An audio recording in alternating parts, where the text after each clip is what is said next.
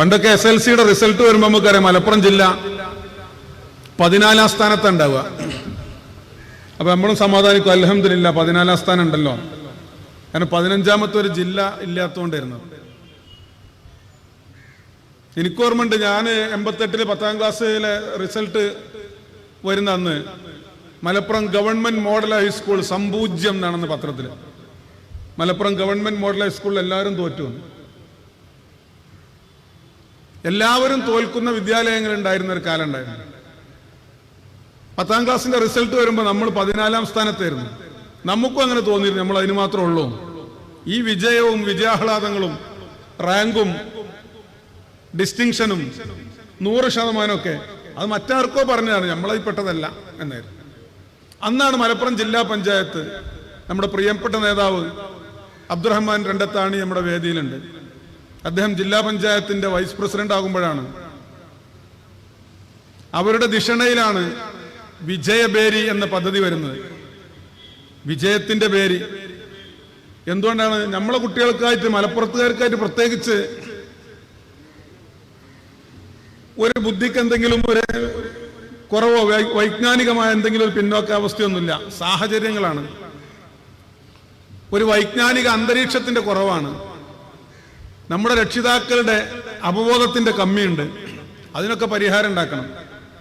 അതാണ് വിജയബേരി. പള്ളിയിൽ നിന്ന് ഇപ്പോൾ ബാങ്ക് കൊടുത്തു. നേരത്തെ നമ്മൾ ചായ കുടിക്കുമ്പോൾ രണ്ടത്താണി സാഹിബ് വെച്ച് ബാങ്ക് കൊടുക്കുകയാണോ, അപ്പം അങ്ങനെ കേൾക്കുന്ന ഹയ്യാലൽ ഫലാഹ് എന്നാണ്, വിജയത്തിലേക്ക് വരിക. അതന്നെയാണ് വിജയബേരി. ആ വിജയബേരി പദ്ധതി നമ്മൾ നടപ്പിലാക്കി. അധ്യാപകരും രക്ഷിതാക്കളും വിദ്യാർത്ഥികളും അധികാരികളും ജില്ലാ പഞ്ചായത്തും ഒരു മെയ്യായി ഒറ്റക്കെട്ടായി ഇരവ് പകലുകൾ നമ്മൾ അധ്വാനിച്ചപ്പോൾ, നമ്മുടെ കുട്ടികൾ കണ്ണിൽ എണ്ണയൊഴിച്ച് പഠിച്ചപ്പോൾ നമുക്ക് 100% വിജയം ഉണ്ടായി. തിരുവനന്തപുരത്തിന്റെയും കോട്ടയത്തിന്റെയും തെക്കൻ തിരുവിതാംകൂറിന്റെയും ഒക്കെ മുന്നിൽ മലപ്പുറം വന്നപ്പോൾ അത് സഹിച്ചില്ല. അച്യുതാനന്ദൻ പറഞ്ഞു, മലപ്പുറത്തെ കുട്ടികൾ കോപ്പി അടിച്ചിട്ടാണ് ജയിക്കുന്നത്. അയാൾക്ക് കോപ്പി അടിച്ചിട്ട് ഒരു 3ാം ക്ലാസ്സും കൂടി ജയിക്കാൻ കഴിഞ്ഞിട്ടില്ല. അന്ന് മലയാള മനോരമ മുഖപ്രസംഗം എഴുതി അതിനെതിരായി. അങ്ങനെ പറഞ്ഞപ്പോൾ ഒരു ജില്ലയെക്കുറിച്ചാണത് പറഞ്ഞതെങ്കിലും അതിലൊരു വർഗീയത ഉണ്ടല്ലോ. അതുകൊണ്ടല്ല കടകംപള്ളി സുരേന്ദ്രൻ കുഞ്ഞാലിക്കുട്ടി സാഹിബ് പോൾ ചെയ്തതിന്റെ 50% മുകളിൽ വോട്ട് നേടി ലോക്സഭയിലേക്ക് വിജയിച്ചപ്പോ അദ്ദേഹം വല്ലാതെ തപ്പിത്തടഞ്ഞുകൊണ്ട് പറഞ്ഞു, മലപ്പുറത്തിന്റെ ഉള്ളടക്കം വർഗീയമാണ്. അത് പറയുമ്പോൾ ആ മുഖം ഇങ്ങനെ നമ്മുടെ ഡോക്യുമെന്ററിയിലേക്ക് കാണാം. ആ മുഖത്തേക്ക് ഇങ്ങനെ സൂക്ഷിച്ചു നോക്കണ്ടേ. പ്രവീൺ തൊഗാഡിയുടെ ഒരു ലുക്ക് ആ സംസാരത്തിൽ നമുക്കിങ്ങനെ കാണാൻ വേണ്ടി കഴിയും. ആ VS ആണെന്ന് പറഞ്ഞത് കേരളം മുസ്ലിം ഭൂരിപക്ഷ പ്രദേശമാണ്. ആ കാലത്ത് അവരങ്ങനെ പലതും പ്രചരിപ്പിച്ചിരുന്നു. കേരളത്തിന്റെ ബജറ്റ് പാലാ പാണക്കാട് ബഡ്ജറ്റാണെന്ന് പറഞ്ഞു. 3 കൂകളാണ് കേരളം ഭരിക്കുന്നത്: കുഞ്ഞാപ്പ, കുഞ്ഞുമാണി, കുഞ്ഞാലിക്കുട്ടി, അല്ല കുഞ്ഞുകുഞ്ഞ്, കുഞ്ഞാപ്പ, കുഞ്ഞുമാണി എന്നായിരുന്നു. അങ്ങനെ പറഞ്ഞ് ക്രിസ്ത്യൻ മുസ്ലിം ഭരണമാണ് കേരളത്തിൽ എന്ന് ഒരു പ്രചരണം നടത്തി. പച്ച ബോർഡ് വിവാദം ഉണ്ടാക്കി. നമ്മളൊക്കെ സ്കൂളിൽ പഠിക്കണമെന്ന് ഇപ്പൊ ബോർഡ് തന്നെയല്ലേ സ്കൂളിലൊന്നും. ഇനിയിപ്പോ കുറച്ച് കഴിഞ്ഞാൽ അധ്യാപകരും ഉണ്ടാവില്ല സ്കൂളിൽ. ഒക്കെ ടെക്നോളജിയായി കാലം അങ്ങനെ മാറും. കമ്മ്യൂണിസ്റ്റുകാരെ മാറണമെങ്കിൽ 40 കൊല്ലം കഴിയും. അതുകൊണ്ടാണ് ബ്ലാക്ക് ബോർഡ് ആയിരുന്നു സ്കൂളിലൊക്കെ. ചോക്കും നാക്കും ആണ് അധ്യാപകന്റെ ആയുധം എന്ന് പറഞ്ഞിരുന്നു. അതിന് ലോകം മുഴുവൻ ഗ്രീൻ ബോർഡ് ആയപ്പോ സ്കൂളുകളിൽ പച്ച ബോർഡ് വന്നു. അത് അബ്ദുൾ റബ്ബ് വിദ്യാഭ്യാസ മന്ത്രിയായപ്പോ പച്ച ബോർഡ് വെക്കുകയാണെന്ന് പറഞ്ഞു. എടവണ്ണയിൽ ഏതോ ഒരു സ്കൂളിന് പച്ച ഓട് വെച്ചു. അന്നാണ് അബ്ദുറഹ്മാൻ സാഹിബ് കേരള നിയമസഭയിൽ പറഞ്ഞത്, തിരുവനന്തപുരം മൃഗശാലയിൽ ഒരു പ്രത്യേക പാമ്പിനെ കൊണ്ടുവന്നിട്ടുണ്ട്, അതിന്റെ നിറം പച്ചയാണ്. അത് ലീഗ് മന്ത്രിസഭയിൽ ഉണ്ടായതുകൊണ്ടല്ല പച്ചപ്പാമ്പിനെ കൊണ്ടുവന്നത് എന്ന് അസംബ്ലിയിൽ അദ്ദേഹം പ്രസംഗിച്ച് അങ്ങനെ ഓർക്കുകയാണ്. പച്ച വിവാദം പറഞ്ഞിട്ട് ഗംഗ എന്ന പേര് മുസ്ലിം ലീഗ് മന്ത്രി ഔദ്യോഗിക വസതിക്ക് മാറ്റിയിട്ട് അതിന് ക്രസന്റ് എന്ന് പേരിട്ടു എന്ന് ആ സിസ്റ്റർ പ്രചരിപ്പിച്ചു. ഇവരന്ന് തുടങ്ങിയിരുന്നത് പതുക്കെ ഇങ്ങനെ RSSന്റെ വർഗീയത ഇരച്ചാണ് വരിക, CPMന്റെ വർഗീയത അരിച്ചാണ് വരിക. ഇരച്ചു വരുന്ന ചിലപ്പോൾ കാണാൻ കഴിയും, പക്ഷെ വെഞ്ചതൽ കയറുന്നത് പോലെ അരിച്ചു കയറിയാൽ തകർന്നു വീണിട്ടേ കാണാൻ കഴിയുള്ളൂ. കേരളത്തിൽ അരിച്ചരിച്ച് കയറുന്നുണ്ട് കമ്മ്യൂണിസ്റ്റ് വർഗീയത. അത് നമ്മൾ അവസാനിപ്പിച്ചില്ലെങ്കിൽ സ്വാമി വിവേകാനന്ദൻ ഭ്രാന്താലയമാണ് എന്ന് പറഞ്ഞ കേരളത്തെ നവോത്ഥാന നായകന്മാർ ഇന്ന് കാണുന്ന പ്രബുദ്ധ മലയാളക്കരയാക്കി മാറ്റിയിട്ടുണ്ടെങ്കിൽ അത് വീണ്ടും ഭ്രാന്താലയമായി മാറും. അതിനെതിരായ പ്രചാരണങ്ങളുമായിട്ടാണ് സാദിഖ് അലി ശിഹാബ് തങ്ങളുടെ ജാഥ വരുന്നത്. മാർക്സിസ്റ്റ് പാർട്ടിക്ക് തെരഞ്ഞെടുപ്പിൽ വിജയം കിട്ടിയ ഒരു ഭരണ തുടർച്ച ഉണ്ടാകുന്നതല്ല ഇവിടുത്തെ പ്രശ്നം. ഈ സംസ്ഥാനം നിലനിൽക്കണോ വേണ്ടേ എന്നുള്ളതാണ്. നമുക്കറിയില്ല എന്താണ് വർഗീയത. മലയാളിയുടെ മനസ്സിൽ അങ്ങനെയുള്ള വേർതിരിവുകളൊന്നുമില്ല. നമ്മൾ ഇടകലർന്ന് ജീവിക്കുന്നവരാണ്. ഇടകലർന്ന് ജീവിക്കുന്ന നമുക്കിടയിൽ വർഗീയതയുടെ തുരുത്തുകൾ ഉണ്ടാക്കി അതിൽ നിന്ന് മുതലെടുക്കാൻ നോക്കുകയാണ്. ഇപ്പൊ എന്താണ് ഇവർ പറയുന്നത്? അന്ന് മുസ്ലിം ക്രിസ്ത്യൻ ഭരണമാണ് എന്ന് പറഞ്ഞതിൽ നിന്ന് മാറ്റി ഇപ്പൊ ഐക്യജനാധിപത്യ മുന്നണിയെ, അത് നമുക്കറിയാലോ, പഞ്ചായത്ത് തെരഞ്ഞെടുപ്പ് ഉണ്ടായപ്പോ പറഞ്ഞു UDFന്റെ കൺവീനർ MM ഹസനാണ്, മുസ്ലിം ലീഗിന്റെ നേതാവ് കുഞ്ഞാലിക്കുട്ടി സാഹിബാണ്, ജമാഅത്തെ ഇസ്ലാമിയുടെ അമീറിന്റെ പേരും കൂടി കൂട്ടിയിട്ട് പറഞ്ഞു ഹസൻ അമീർ കുഞ്ഞാപ്പ മുന്നണിയാണ് UDF എന്ന് പറഞ്ഞാൽ ഒരു മുസ്ലിം പേടി ഉണ്ടാക്കിയിട്ട് മറ്റു സമുദായങ്ങളുടെ വോട്ട് നേടി അധികാരത്തിൽ വരിക എന്ന കേവല അധികാര രാഷ്ട്രീയമായി മാർക്സിസ്റ്റ് പാർട്ടിയെ പോലെ ഒരു പുരോഗമന പ്രസ്ഥാനം തൊഴിലാളി വർഗത്തെ കുറിച്ചും നിസ്വ വർഗത്തിന്റെ വിമോചനത്തെ കുറിച്ചൊക്കെ പറഞ്ഞിരുന്നവര് തികച്ചും വിധി നിർണായകമാണ്. ഇതേ കളി കളിച്ചിട്ടാണ് ഇന്ത്യയിൽ നരേന്ദ്രമോദിക്ക് ഭരണസ്ഥിരത ഉണ്ടാക്കി കൊടുക്കുന്ന രീതിയിലേക്ക് BJPയെ വളർത്തിക്കൊണ്ടുവന്ന് ശ്രീമതി ഇന്ദിരാഗാന്ധിയുടെ മരണത്തിന് ശേഷം രാജീവ് ഗാന്ധിയുടെ നേതൃത്വത്തിൽ ഇന്ത്യൻ നാഷണൽ കോൺഗ്രസ് ഇന്ത്യയിൽ അധികാരത്തിൽ വന്ന് 427 സീറ്റുമായിട്ടാണ് 542 അംഗ പാർലമെന്റിൽ. ഒരു പ്രതിപക്ഷ നിര ഇല്ലാത്തതുകൊണ്ട് ആന്ധ്രയിലെ സിനിമാക്കാരനായിരുന്ന NT രാമറാവുവും NTR അദ്ദേഹം പ്രതിപക്ഷ നേതാവായി വന്ന് തെലുങ്കല്ലാതൊന്നും പറഞ്ഞാൽ മനസ്സിലാകാത്ത, തെലുങ്കല്ലാതൊന്നും സംസാരിക്കാൻ കഴിയാത്ത NT രാമറാവു മഹത്തായ ഇന്ത്യ രാജ്യത്തിന്റെ പ്രതിപക്ഷ നിരയുടെ നേതാവായത് ആ കാലത്താണ്. അന്ന് BJPക്ക് 2 ആളേ ഉള്ളൂ. അതിൽ ഒരാളിപ്പോ ജീവിച്ചിരിക്കുന്നുണ്ട്, LK അഡ്വാനി. അദ്ദേഹം ഇങ്ങനെ യന്ത്രമനുഷ്യൻ പോകുന്നത് പോലെ കൈകൂപ്പി ഇങ്ങനെ ലോക്സഭയിലൂടെ നടന്നു പോകുന്നത് നമുക്ക് TV-ലോ കാണാൻ വേണ്ടി കഴിയും. 2 ആളുണ്ടായിരുന്ന BJP, ആ BJP രാമജന്മഭൂമി എന്നത് അവരുടെ അജണ്ടയായി എടുത്തതിനു ശേഷം ജനതാ പാർട്ടിയിൽ നിന്ന് പഴയ ജനസംഘത്തിന്റെ ആളുകൾ പുറത്തു വന്ന് BJP എന്ന് പറഞ്ഞ പാർട്ടി 84 ഉണ്ടാക്കുമ്പോ അവരുടെ മുദ്രാവാക്യം ഗാന്ധിയൻ സോഷ്യലിസ്റ്റ് ആയിരുന്നു. പക്ഷെ പിന്നീട് 87 അവര് ഹിന്ദുത്വയിലേക്ക് വന്നപ്പോ രാമജന്മഭൂമി അവരുടെ മുഖ്യ അജണ്ടയായി പുറത്തെടുത്തതിന് ശേഷമാണ് CPM സംയുക്ത വിധായക് ദൾ എന്ന് പറഞ്ഞ സംയുക്ത പ്രതിപക്ഷ മുന്നണി ഉണ്ടാക്കിയതിൽ BJPയും കൂടി കൂട്ടിയത്. എന്താണ് അതുകൊണ്ട് ഉണ്ടായത്? നിങ്ങൾക്ക് BJPയെ ആരും അടുപ്പിക്കുമായിരുന്നു. ഒരു BJPക്കാരനെ ഞാൻ BJP എന്ന് പറയാൻ മടിയായിരുന്നു. ഇന്നത്തെ മാതിരി ഇന്ന് എല്ലാ ഭിക്ഷാന്തഹികളും BJPയിലേക്കാണല്ലോ. അന്നൊരു BJPയുടെ പ്രകടനം ഉണ്ടെങ്കിൽ മലപ്പുറത്ത് പ്രകടനം നടത്തുക പെരിന്തൽമണ്ണ ആള് വന്നിട്ടാണ്. പെരിന്തൽമണ്ണ പ്രകടനം നടത്തുക കുണ്ടോട്ടിന്ന് ആള് വന്നിട്ട് സ്വന്തം നാട്ടുകാർ കാണണ്ട ഞാൻ ഈ കാവിക്കൊടി പിടിക്കുന്നതെന്ന് വിചാരിച്ചൊരു കാലം ഉണ്ടായിരുന്നു. ഇന്ത്യൻ രാഷ്ട്രീയം അവർ അസ്പൃശ്യമായി മാറ്റി നിർത്തിയിരുന്നു. BJPയെ കൂട്ടാൻ എല്ലാവർക്കും മടിയായിരുന്നു. ആ ബി.ജെ.പിയുടെ കൊടി കൂട്ടിക്കെട്ടി സംയുക്ത പ്രതിപക്ഷ മുന്നണി ഉണ്ടാക്കി മുസ്ലിം വ്യക്തി നിയമത്തിന് വേണ്ടി രാജീവ് ഗാന്ധി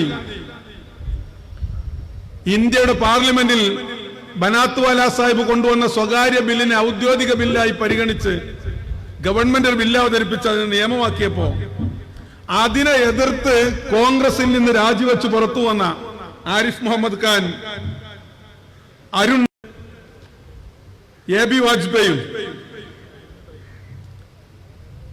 കമ്മ്യൂണിസ്റ്റ് പാർട്ടികളുടെ പിന്തുണയോടുകൂടി ബി.ജെ.പിയുടെ പിന്തുണയോടുകൂടി വി.പി. സിംഗ് സംയുക്ത പ്രതിപക്ഷ സ്ഥാനാർത്ഥിയായി ജയിച്ചു. എന്തിനാ ഇവര് കോൺഗ്രസിൽ നിന്ന് പോകുന്നത്? മുസ്ലിം മതമൗലികവാദികൾക്ക് വേണ്ടി പരിശുദ്ധമായ ഇസ്ലാമിക ശരീഅത്തിന് അനുസൃതമായ ഒരു വിധി വന്നപ്പോ നമ്മളൊക്കെ നമ്മുടെ നേതാക്കന്മാരുടെ പ്രസംഗങ്ങൾ കേട്ടിട്ടുണ്ട്. ഞാൻ അതുകൊണ്ടാണ് വിശദീകരിക്കാത്തത്. ഇസ്ലാമിക ശരീഅത്തിനെതിരായി സുപ്രീം കോടതിയിൽ ഒരു വിധി വന്നു. ശരീഅത്തിനെതിരായ വിധി മാത്രമായിരുന്നില്ല അത്. വൈ.ബി. ചന്ദ്രചൂഡ് എന്ന് പറയുന്ന അന്നത്തെ ചീഫ് ജസ്റ്റിസ് ആ വിധി പറയുന്നതിനിടയിൽ പരിശുദ്ധമായ ഖുർആനിലെ ഒരു ആയത്തിനൊരു വ്യാഖ്യാനം കൊടുത്തു. വലിൽ മുത്തല്ലഖാത്തി മതാഉം മിനൽ മഹറൂഫി ഹഖ്ഖൻ അലൽ മുത്തഖീൻ എന്ന പരിശുദ്ധ ഖുർആന്റെ ആയത്തിന്റെ വ്യാഖ്യാനം വിവാഹമോചിതയായ മുസ്ലിം സ്ത്രീക്ക് മരണം വരെ ചെലവിന് കൊടുക്കാൻ അവൾ ആദ്യം കല്യാണം കഴിച്ച വിവാഹമോചിതയാണെങ്കിലും ഭർത്താവ് എന്നവർക്ക് ബാധ്യത ഉണ്ട് എന്നാണ്. നമ്മളെ സംബന്ധിച്ചിടത്തോളം നിക്കാഹ് ചെയ്ത ഭാര്യയായി, തലാഖല്യ അന്യ സ്ത്രീയായി, പിന്നെ ചെലവിന് കൊടുക്കാൻ കഴിയില്ല. അത് ഖുർആനിന്റെ ആയത്തിനെ ദുർവ്യാഖ്യാനം ചെയ്യലാണെന്നാണ് സൈഡ് സാഹിബിന്റെ വാദം. ഖുർആൻ വ്യാഖ്യാനിക്കാനുള്ള അവകാശം ഖുർആൻ മുഫസ്സിരീങ്ങൾക്കാണ്, പണ്ഡിതന്മാർക്കാണ്. വൈ.ബി. ചന്ദ്രചൂഡിനല്ല. അത് വിശ്വാസ സ്വാതന്ത്ര്യത്തിനെതിരാണ്. ഭരണഘടനാ വിരുദ്ധമായ ഒരു കോടതി വിധി വന്നപ്പോ ഭരണഘടനാ വിരുദ്ധമായ കോടതി വിധിയെ ഇന്ത്യൻ ജനാധിപത്യത്തിന്റെ ശ്രീകോവിലായ ലോക്സഭയിൽ മുസ്ലിം ലീഗ് അതിനെ ചോദ്യം ചെയ്തുകൊണ്ടാണ് ബില്ല് അവതരിപ്പിക്കുന്നത്. ബനാത്വാല സാഹിബ് അവതരിപ്പിച്ച ബില്ല് ഇന്ത്യൻ ഭരണഘടനയ്ക്കെതിരായി ഇന്ത്യയുടെ ഭരണഘടനാ സ്ഥാപനമായ സുപ്രീം കോടതി കൊണ്ടുവന്ന പുറപ്പെടുവിപ്പിച്ച ഈ വിധിക്കെതിരായിരുന്നു. അതിൽ പ്രതിഷേധിച്ചിട്ടാണ് ആരിഫ് മുഹമ്മദ് ഖാനും അരുൺ നെഹ്റുവും വി.പി. സിംഗും ഒക്കെ രാജിവെച്ചത്. ഇന്ന് കേരള ഗവർണറായ ആരിഫ് മുഹമ്മദ് ഖാന് അന്ന് കോഴിക്കോട്ട് മുതലക്കുളം മൈതാനിയിൽ സ്വീകരണം കൊടുത്തത് കേരളത്തിലെ കമ്മ്യൂണിസ്റ്റുകാരാണ്, ഇടതുപക്ഷക്കാരാണ്. അവർക്ക് സ്റ്റേജ് കെട്ടിക്കൊടുക്കാൻ, മൈക്ക് കെട്ടിക്കൊടുക്കാൻ അദ്ദേഹം ആദ്യമായി കേരളത്തിൽ വരുന്ന അങ്ങനെയാണ്. പിന്നെ വരുന്നത് ഇപ്പൊ ഗവർണറായിട്ടും. അന്ന് രാജീവ് ഗാന്ധിയുടെ ഗവൺമെന്റിൽ നിന്ന് അദ്ദേഹം ഇറങ്ങിപ്പോരാനുള്ള കാരണം എന്തായിരുന്നു? ഭരണഘടനാ വിരുദ്ധമായ സുപ്രീം കോടതി വിധിയെ ഇന്ത്യൻ ഭരണഘടനയെ സംരക്ഷിക്കാൻ വേണ്ടി ലോക്സഭയിൽ കോൺഗ്രസും മുസ്ലിം ലീഗും നിയമം കൊണ്ടുവന്നപ്പോഴാണ്. ഇപ്പൊ അദ്ദേഹം പൗരത്വ ഭേദഗതിയെ അനുകൂലിക്കുന്നുണ്ട്. പൗരത്വ ഭേദഗതി നിയമം എന്ന് പറയുന്നത് ഭരണഘടനാ വിരുദ്ധമായ നിയമമാണ്. ആ ഭരണഘടനാ വിരുദ്ധമായ നിയമത്തെ ലോക്സഭ പാസാക്കിയപ്പോ അതിനനുകൂലിക്കുകയും ഭരണഘടനാ വിരുദ്ധമായ കോടതി വിധിക്കെതിരായി ലോക്സഭ നിയമം കൊണ്ടുവന്നപ്പോ അതിനെതിർക്കുകയും ചെയ്തവർ. ഞാനത് വിശദീകരിക്കാനല്ല. അങ്ങനെ കോൺഗ്രസിൽ നിന്ന് ഇറങ്ങിപ്പോന്ന ഇവരെയൊക്കെ കൂട്ടിക്കെട്ടി ഇന്ത്യയിൽ സംയുക്ത പ്രതിപക്ഷ മുന്നണി ഉണ്ടാക്കി. 2 ആളുകൾ ഉണ്ടായിരുന്ന ബി.ജെ.പിക്ക് 88 ആളുകൾ പാർലമെന്റിൽ ഉണ്ടായി. അന്നാണ് വി.പി. സിംഗ് പ്രധാനമന്ത്രിയായത്. ഇപ്പോൾ വാട്സപ്പിൽ ഇങ്ങനെ നമ്മളെ എല്ലാവരും പോസ്റ്റ് ചെയ്യുന്ന ഒരു ചിത്രമുണ്ട്. അന്നത്തെ വി.പി. സിംഗ് ഗവൺമെന്റിന്റെ ബുധനാഴ്ചയിൽ അത്താഴ വിരുന്ന് ഒരു ദിവസം EMS നമ്പൂതിരിപ്പാടിന്റെ വീട്ടിലാണെങ്കിൽ, വേറൊരു ദിവസം വാജ്പേയിയുടെ വീട്ടിലാണെങ്കിൽ, വേറൊരു ദിവസം ജനതാദളിന്റെ ഏതെങ്കിലും ഒരു നേതാവിന്റെ വീട്ടിലേക്ക് ചേർന്ന് ഇങ്ങനെ ഓരോ ബുധനാഴ്ചയും ഓരോ ലീഡറുടെ വീട്ടിൽ അത്താഴ വിരുന്ന് കൂടിയിട്ടാണ് ആ ഗവൺമെന്റിന്റെ പോളിസി മാറ്ററുകൾ, നയപരമായ കാര്യങ്ങൾ തീരുമാനിച്ചിരുന്നത്. അന്ന് ഡൽഹിയിൽ സഖാവ് നമ്പൂതിരിപ്പാടിന് വോട്ടുണ്ട് AKG സെന്ററിൽ. നമ്മളെ മാതിരിയല്ലോ, എവിടെയാണോ ചെല്ലുന്നത് അവിടെ യൂണിറ്റ് ആണ്. ദേശാഭിമാനിയിൽ ജോലിയുള്ളവർക്ക് ദേശാഭിമാനി ബ്രാഞ്ച് കമ്മിറ്റി ഉണ്ടാവും. AKG സെന്ററിൽ ഉള്ളവർക്ക് അവിടെ ബ്രാഞ്ച് കമ്മിറ്റി, അവിടെയാണ് അവർക്ക് വോട്ടുണ്ടാവുക. AKG സെന്ററിൽ വോട്ടുള്ള EMS അന്ന് ഡൽഹിയിൽ നിന്ന് പാർലമെന്റിലേക്ക് മത്സരിക്കുന്ന 2 ആളാണ്. മൂന്നാമതൊരു സ്ഥാനാർത്ഥി അന്ന് നോട്ടിയില്ല. രാജേഷ് ഖന്ന കോൺഗ്രസിനും LK അഡ്വാനി BJPക്ക് മൂന്നാമതൊരു സ്ഥാനാർത്ഥിയില്ല. EMS വോട്ട് ചെയ്ത് ഇറങ്ങുമ്പോൾ പത്രക്കാർ ചോദിച്ചു ആർക്കാ വോട്ട് ചെയ്ത്? കോൺഗ്രസിനെതിരായി BJPക്ക് വോട്ട് ചെയ്തു. ഭാരതീയ ജനതാ പാർട്ടിക്ക് വോട്ട് ചെയ്തവരാണ് അവര്. ജനസംഘം ജനതാ പാർട്ടിയിൽ ഉണ്ടായപ്പോഴേ പ്രത്യയശാസ്ത്ര വ്യാഖ്യാനങ്ങളൊന്നും കൊടുക്കേണ്ട തെരഞ്ഞെടുപ്പല്ല അത്. അന്ന് നിങ്ങൾ O രാജഗോപാലിനും KG മാരാർക്കൊക്കെ വേണ്ടി പ്രവർത്തിച്ചിട്ടുണ്ട്. അതിന് പ്രത്യയശാസ്ത്രമായ വ്യാഖ്യാനങ്ങൾ രാഷ്ട്രീയക്കാർക്ക് പറയാൻ കഴിയുമായും ഇത് പച്ചയായിട്ട് ചെയ്തതാണ്.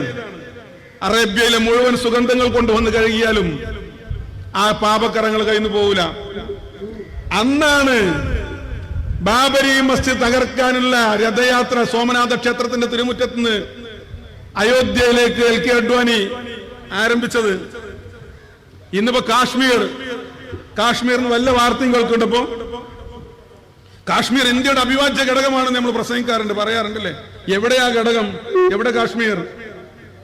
ലാൽ തടാകത്തിലെ വഞ്ചിത എന്ന ആപ്പിൾ പഴം പോലെ ചുവന്ന കവിളുള്ള പെൺകുട്ടിയുടെ കവിതകൾ എവിടെ? പാട്ടുകൾ എവിടെയാണ്?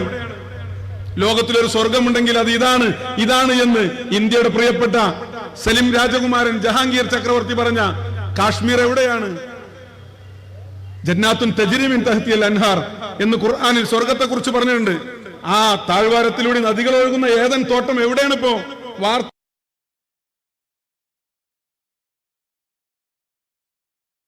നമ്മൾ കൈകാര്യം ചെയ്യുന്നുണ്ടല്ലേ? വിശാലമായ അനന്തവിഹായസായി ഈ ലോകം മുഴുവൻ ഈ കൈക്കുടന്നയിലുണ്ട്. അതിൽ കാശ്മീർ ഉണ്ടോ? കാശ്മീരിയുമായി വാട്സപ്പിൽ ഒരു ബന്ധമുണ്ടോ? ഒരു ടെലികമ്മ്യൂണിക്കേഷൻ ബന്ധമുണ്ടോ? ഒന്നുമില്ല. എങ്ങനെയാണ് കാശ്മീരിനെ എങ്ങനെ ആക്കിയെടുത്തത്? അമിത്ഷാ ആഭ്യന്തരമന്ത്രിയായപ്പോ പെട്ടെന്നൊരു ദിവസം ഉണ്ടിരിക്കുന്ന ഷാക്ക് ഒരു ഉൾവിളി തോന്നിയതാണോ? അല്ല. സഖാവ് നമ്പൂതിരിപ്പാടിന്റെ വീട്ടിൽ ബുധനാഴ്ചകൾ തോറും ചേരുന്ന അത്താഴ വിരുന്നിലെടുത്ത തീരുമാനമുണ്ട്.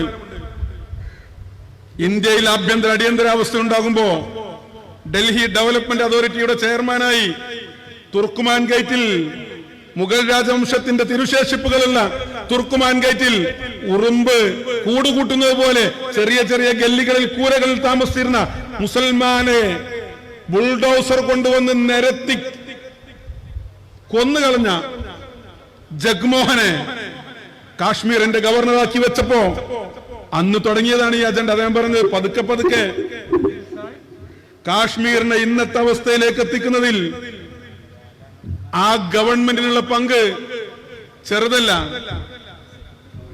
മുസ്ലിം ലീഗ് പാർട്ടി നമ്മൾ എന്നും കോൺഗ്രസിന്റെ കൂടെ, കോൺഗ്രസ് നേതൃത്വം കൊടുക്കുന്ന മതേതര മുന്നണിയുടെ കൂടെ എന്ന് പറയുമ്പോ അത് വെറുതെ ആവേശത്തിന് പറയുന്നതല്ല, 2 or 4 സീറ്റിന്റെ അഡ്ജസ്റ്റ്മെന്റിന് വേണ്ടി പറയുന്നതല്ല. ഈ മഹത്തായ രാജ്യം നിലനിൽക്കണമെന്ന നമ്മുടെ കാഴ്ചപ്പാട് കൊണ്ട് പറയുന്നതാണ്. അത് ലീഗ് ഇന്നും നിലയിരുന്ന നിലപാടൊന്നുമല്ല. ഇന്ത്യയിൽ ആദ്യമായി തെരഞ്ഞെടുപ്പ് വരുന്ന 1952 ഒന്നാമത്തെ പൊതുതെരഞ്ഞെടുപ്പിൽ നമ്മളൊക്കെ മദ്രാസ് സംസ്ഥാനത്തിന്റെ ഭാഗമാണ്. തെന്നിന്ത്യ മുഴുവൻ എന്ന് വേണമെങ്കിൽ പറയാം. ഇന്നത്തെ ആന്ധ്രയും തെലുങ്കാനയും കർണാടകയിലെ മൈസൂർ സംസ്ഥാനമല്ലാത്ത ഭാഗങ്ങളും മലബാറും ഒക്കെ കൂടിയ തെന്നിന്ത്യ മുഴുവൻ 52 ഒന്നാമത്തെ പൊതുതെരഞ്ഞെടുപ്പിൽ ആർക്കും ഭൂരിപക്ഷമില്ലാത്തൊരവസ്ഥ മദ്രാസിൽ വന്നപ്പോ മുസ്ലിം ലീഗിന്റെ 5 MLA-മാരുടെ പിന്തുണയോടുകൂടി സി രാജഗോപാലാചാര്യയുടെ നേതൃത്വത്തിൽ ഒരു ഗവൺമെന്റ് വരാൻ നമ്മൾ സഹായിച്ചത് എന്തുകൊണ്ടറിയോ? തെലുങ്കാനയിൽ നിന്നും മലബാറിൽ നിന്നും കമ്മ്യൂണിസ്റ്റുകാർ വിജയിച്ചുപോയി. സ്വാതന്ത്ര്യം കിട്ടിയ സ്വാതന്ത്ര്യാനന്തര ഇന്ത്യയിൽ ആദ്യത്തെ പൊതുതെരഞ്ഞെടുപ്പിൽ തെന്നിന്ത്യക്ക് ഒരു കമ്മ്യൂണിസ്റ്റ് ഗവൺമെന്റ് ഉണ്ടായാൽ ഈ രാജ്യത്തിന്റെ ജനാധിപത്യ സംവിധാനവും ഇവിടുത്തെ ബഹുസ്വര സംവിധാനവും തകർക്കപ്പെട്ടു പോകും എന്ന സുചിന്തിതമായ നിലപാടിൽ നിന്നുണ്ടായതാണ്. ആ നിലപാടുകൾ ശരിയായിരുന്നു എന്ന് പിന്നീട് രാജ്യം തെളിയിച്ചിട്ടുണ്ട്, കാലം തെളിയിച്ചിട്ടുണ്ട്. ഇന്ത്യയും ചൈനയും യുദ്ധമുണ്ടായപ്പോ ഈ രാജ്യത്തിന്റെ കൂടെ നിൽക്കാൻ ബാധ്യതയുണ്ടായിരുന്ന കമ്മ്യൂണിസ്റ്റുകളുടെ നിലപാട് നമുക്കറിയാം, ഞാൻ വിശദീകരിക്കുന്നില്ല. അങ്ങനെ കാശ്മീരിലെ പ്രശ്നങ്ങൾ തുടങ്ങിയത് ഒരു ദിവസം കൊണ്ടല്ല. RSSന് പതുക്കെ സൗകര്യങ്ങൾ ചെയ്തു കൊടുത്ത് ഉണ്ടാക്കി. ഈ കൂട്ടുകച്ചവടത്തിൽ നിന്നാണ് ഈ വർഗീയതയും വിഭാഗീയതൊക്കെ ഉണ്ടായത്. പക്ഷെ എന്തുണ്ടായി? കമ്മ്യൂണിസ്റ്റുകാർ ഒപ്പുവെച്ച കലം പോലെയായി. പണ്ഡിറ്റ് ജവഹർലാൽ നെഹ്റു ഇന്ത്യയുടെ പ്രധാനമന്ത്രിയാകുമ്പോ പ്രതിപക്ഷ നേതാവിന്റെ കസേരയിരുന്ന AKGയുടെ പാർട്ടി ഇന്ന് പാർലമെന്റിൽ എത്ര സീറ്റാണെന്ന് അറിയോ? 3 സീറ്റ്. നെഹ്റുവിനെ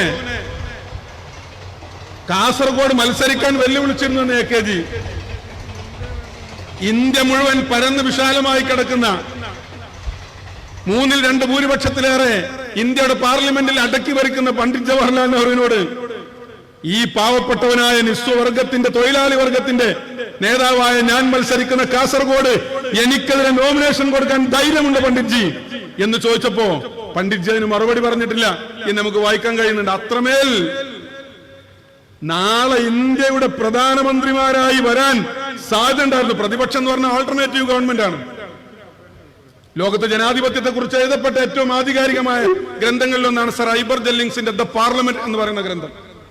അതിൽ അദ്ദേഹം പറയുന്നുണ്ട്, നിലവിലുള്ള ഗവൺമെന്റിനെ, റൂളിംഗ് പാർട്ടിയെ കുറിച്ച് അദ്ദേഹം പറയുന്നത്, ruling party is the present government, opposition party is the alternative government, his majesty is alternative government. അത് ബ്രിട്ടീഷ് ജനാധിപത്യം ആയതുകൊണ്ടാണ് രാജാവിന്റെ ബദൽ ഗവൺമെന്റ് എന്ന് പറഞ്ഞത്. നാളെ ഇവിടെ അധികാരത്തിൽ വരേണ്ട ഓൾട്ടർനേറ്റീവ് ഗവൺമെന്റ് എവിടെ പോയി? ഈ വർഗീയത കൊണ്ട് കളിച്ചിട്ട് ഇന്ത്യൻ രാഷ്ട്രീയത്തിൽ 3 ആളുണ്ട്. നമ്മൾ നേരത്തെ ഓട്ടം തുള്ളൽ പറഞ്ഞില്ല, വിജയരാഘവൻ തൊള്ള പറഞ്ഞാൽ മുനിസിപ്പാലിറ്റി കക്കൂസ് പറഞ്ഞാൽ അത്ര ഉണ്ടാവില്ല. ആ വിജയരാഘവൻ പറഞ്ഞല്ലോ മുസ്ലിം ലീഗ് വർഗീയമാണ്. ഞങ്ങൾ ചെറിയ കാര്യം ചോദിക്കട്ടെ, 67 സപ്തകക്ഷി മുന്നണിയും EMS-ഉം ഒന്നും ഞങ്ങൾ പറയുന്നില്ല. ഒരൊറ്റ കാര്യം ചോദിക്കട്ടെ, ഇന്ന് പാർലമെന്റിൽ CPM-ന് എത്ര ആളുണ്ട്? 3 ആള്. മുസ്ലിം ലീഗിന് എത്ര ഉണ്ട്? 3 ആള്. CPM-ന്റെ 3-ൽ 2 ആൾ എവിടെ നിന്ന് ജയിച്ചതാണ്? തമിഴ്നാട്ടിൽ നിന്ന്.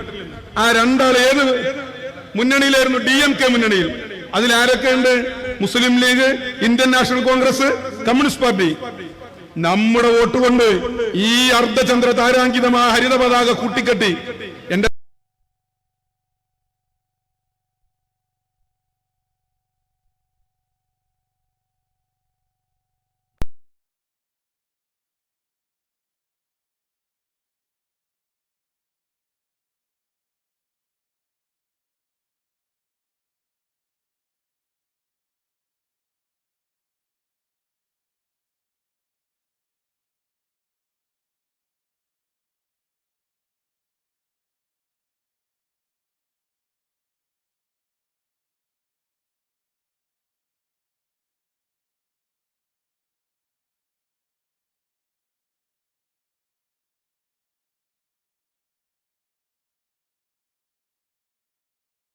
ചെങ്കൊടിയല്ലാതെ അവിടെ പാറിയിട്ടുണ്ടോ?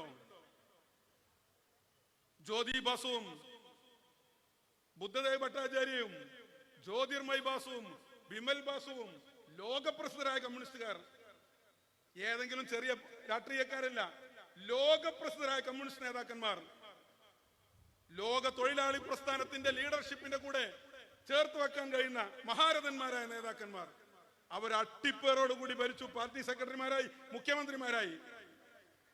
കമ്മ്യൂണിസ്റ്റുകാരനല്ലാത്ത ഒരാൾ ഉണ്ടായിരുന്നു ബംഗാളിൽ നിന്ന്? ബംഗാളിൽ നിന്ന് ചുവപ്പിന്റെ രാഷ്ട്രീയത്തിന്റെ വാർത്തയല്ലാതെ പുറത്തു വന്നിരുന്നോ? ഒന്നും കേൾക്കാനില്ലായിരുന്നല്ലോ. നിങ്ങളുടെ അപ്രമാദിത്യമായിരുന്നു അവിടെ.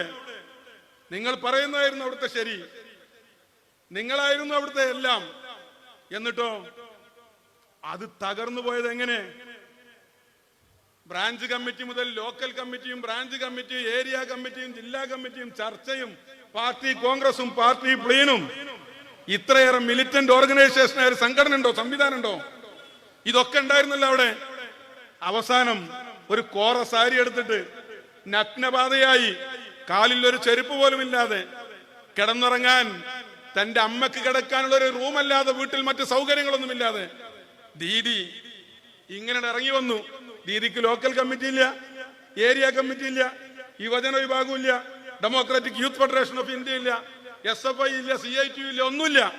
അവര് മാത്രം, ഒരു സ്ത്രീ, ഒരു മഹിളാമണി, വേറെ ആരുമില്ല. അവരിങ്ങനെ ഇറങ്ങി വന്നിട്ട് സംസാരിക്കാൻ തുടങ്ങി. കൽക്കറ്റയിൽ, ഹൗറയിൽ, നന്ദിഗ്രാമിൽ പ്രകാശത്തിലേക്ക് ഈയാമ്പാറ്റകൾ എന്ന പോലെ ആളുകൾ ഇങ്ങനെ വരാൻ തുടങ്ങി. ദീദി റോഡിലൂടെ ഇറങ്ങി നടക്കുമ്പോൾ ആൾക്കൂട്ടം പിന്നാലെ കൂടുകയാണ്. ആ മഹാജനസഞ്ചയം അതൊരു ജനാധിപത്യ പോരാട്ടമായി. കമ്മ്യൂണിസ്റ്റ് പാർട്ടി തകർന്നുപോയി. ഒരു കമ്മ്യൂണിസ്റ്റുകാരനാണ്, ഞാനൊരു CPM കാരനാണടാ എന്ന് പറയാൻ ധൈര്യമുള്ളൊരു ബംഗാളി നിങ്ങൾക്ക് ഇന്ന് കാണിച്ചു തരുമോ? ഇവരൊക്കെ ബാക്കിക്കാരെവിടെ പോയി? തകർന്നുപോയി, ഒന്നുമില്ലാതായി. എന്തായിരുന്നു? കയ്യിലിരിപ്പതായിരുന്നുല്ലേ? മമതാ ബാനർജി അധികാരത്തിൽ വന്നാരാണ് ബംഗാളിനെ ഈ റോഡിലൊക്കെ കാണാൻ തുടങ്ങി. നിങ്ങൾക്കറിയോ? കമ്മ്യൂണിസ്റ്റുകാരൻ രാവിലെ മുതൽ വൈകുന്നേരം വരെ അധ്വാനിച്ചാൽ 3 മണിയായി ഇരുട്ടാവത്തെ ബംഗാളില്. ഷംസുവാക്കൊക്കെ പോയി കണ്ടിട്ടുണ്ട് ബംഗാൾ നന്ദിഗ്രാമില്. നമ്മുടെ കണ്ണിൽ ഇന്നുണ്ട് മനാത്ത് വാലയെ കെട്ടിപ്പിടിച്ച് അവിടുത്തെ പാവങ്ങൾ പൊട്ടിക്കരയുന്നത് സലീം ഗ്രൂപ്പിന് വേണ്ടി, ടാറ്റയുടെ നാനോ കാറിന് വേണ്ടി. 100 കണക്കിന് ഏക്കർ ഭൂമി കൊടുത്തപ്പോ കുടിയൊഴിപ്പിക്കപ്പെട്ടവർ, 40 രൂപ ജോലി കൂലിക്ക് വേണ്ടി പോത്തിനെ പോലെ പണിയെടുത്തവര്. സച്ചാർ കമ്മീഷൻ പറയാ സ്കൂളില്ല, കോളേജില്ല, ഹെൽത്ത് സെന്റർ ഇല്ല, സൗകര്യങ്ങളൊന്നുമില്ല. രാവിലെ അവർ എണീക്കുന്നു, അവരെ നാൽക്കാലികളും രാവിലെ എണീക്കും. ആ നാൽക്കാലികളെയും കൊണ്ട് പാടത്ത് ജോലിക്ക് പോകും. പ്രഭാതത്തിൽ പോയി ഇരുട്ടിയാൽ തിരിച്ചു വരും. ഒരു കുളമുണ്ട്, ആ കുളത്തിൽ നാൽക്കാലികളെ കുളിപ്പിക്കും. കുട്ടികളും ഇവരും കുളിക്കും. അകത്ത് കയറി കിടക്കും, ഉറങ്ങും. ഈ ലോകത്തെ കുറിച്ച് ഒരു ചിന്തയില്ല. അവർ 100 രൂപയുടെ നോട്ട് കണ്ടിട്ടില്ല. അവർക്ക് പട്ടിണിയും പരിവട്ടവും ജീവിതത്തിന്റെ ഭാഗമാണ്. ദീദി മുഖ്യമന്ത്രി ആയപ്പോഴാണ് ആ ഇരുമ്പ് കവാടങ്ങൾ മലർക്കെ തുറന്നു കൊടുത്തത്, ലോകത്തിന്റെ വെളിച്ചം കണ്ടത്. അവരിവിടെ ഒന്ന് അധ്വാനിക്കാണ്. CPM-ന്റെ പാർട്ടി ആഫീസുകൾ BJP-ന്റെ ആഫീസായി. CPM-ന്റെ നേതാക്കന്മാരും അണികളും ഒന്നായിട്ട് പോയി. ത്രിപുര എന്തായിരുന്നില്ലേ? ത്രിപുര എന്തായിരുന്നു? നിർഭൻ ചക്രവർത്തിയെ കുറിച്ച് വായിച്ച് ഞാൻ ആവേശഭരിതനായിട്ടുണ്ട്. ചെറുപ്പത്തിൽ പാർട്ടി ആഫീസിലെ മരബെഞ്ചിൽ കിടന്നുറങ്ങുന്ന നിർഭൻ ചക്രവർത്തിയെ കുറിച്ച് വായിച്ചിട്ട്. നിർഭൻ ചക്രവർത്തിയുടെ ത്രിപുര എവിടെ പോയി? ആ ത്രിപുര ഇന്ന് ബിപ്ലവ് കുമാർ ദേവ് അവിടെ മരിക്കാണ്, BJP-യുടെ. ത്രിപുര കമ്മ്യൂണിസ്റ്റുകാരന്റെ സ്വർഗരാജ്യമായിരുന്നു. നിങ്ങൾക്കറിയോ ത്രിപുരയിൽ സംഭവിച്ച? ഞാൻ വിശദീകരിക്കുന്നില്ല, സമയം വൈകി. പറയുകയാണെങ്കിൽ ഒരുപാട് പറയാണ്ട്. നമ്മളൊക്കെ ആവേശഭരിതരാക്കിയ ചരിത്രം അവരൊക്കെ നമുക്ക് പറഞ്ഞു പഠിപ്പിച്ചു തന്നിട്ടുണ്ടായിരുന്നു. ദേശാഭിമാനിയിലെ വാരാന്ത പതിപ്പിൽ ത്രിപുരയിലെ കമ്മ്യൂണിസ്റ്റ് വിപ്ലവത്തെ കുറിച്ച് അവർ വാദോരാതെ എഴുതുമായിരുന്നു. അവിടെ കമ്മ്യൂണിസ്റ്റ് പാർട്ടി തോറ്റു തൊപ്പിയിട്ടു എന്ന് മാത്രമല്ല, കമ്മ്യൂണിസ്റ്റുകാരന്റെ വീട്ടിൽ വളർന്നൊരു പൂച്ച പോലും ഇല്ല ഇപ്പൊ അവിടെ. ലെനിനിസ്റ്റ് സംഘടനാ രീതിയാ കമ്മ്യൂണിസ്റ്റ് പാർട്ടിക്ക്. സഖാവ് വ്ളാഡിമിർ ലെനിന്റെ പ്രതിമകൾ അഗർത്തലയിലെ നഗരങ്ങളിൽ, ത്രിപുരയുടെ തലസ്ഥാന നഗരിയിൽ റോട്ടിലൊക്കെ സ്ഥാപിച്ചിരുന്നു. ആളുകൾ കൂട്ടം കൂടി വന്ന്, ഇതെവിടെയാണ് നിങ്ങള്? റുമാനിയയിലോ സോവിയറ്റ് യൂണിയനിലോ ചൈനയിലോ ഒന്നുമല്ല, നമ്മുടെ കേരളം പോലെ, കേരളത്തിനപ്പുറത്ത്, കേരളത്തെക്കാൾ ചെറിയൊരു സംസ്ഥാനത്ത് 30 കൊല്ലം CPM ഭരിച്ച സ്ഥലത്ത്, CPIM ഭരിച്ച 30 കൊല്ലം ഭരിച്ച സ്ഥലത്ത്, ലോക കമ്മ്യൂണിസ്റ്റ് ആചാര്യന്റെ, സോവിയറ്റ് യൂണിയന്റെ രാഷ്ട്രപിതാവിന്റെ, ലോക വിപ്ലവ നായകൻ വ്ളാഡിമിർ ലെനിന്റെ പ്രതിമ റോട്ടിലിട്ട് ആമർ കൊണ്ടുവന്ന് പൊട്ടിച്ച് കരിങ്കൽ ചീളുകളാക്കുമ്പോ അവിടെ ഓടിയെത്തിയത് രാഹുൽ ഗാന്ധിയാണ്, പിണറായി വിജയനല്ല. തലശ്ശേരി ബ്രണ്ണൻ കോളേജിലെ RSS-കാരന്റെ ഊരിപ്പിടിച്ച കത്തിക്കടയിലൂടെ നെഞ്ചു വിരിച്ച് നടന്നുപോയ ഇരട്ടച്ചങ്കൻ അവിടെ കണ്ടിട്ടില്ല, തകർന്നുപോയി. ഇപ്പൊ ഉള്ളത് ഈ ഒരു മൂലക്കലാണ്.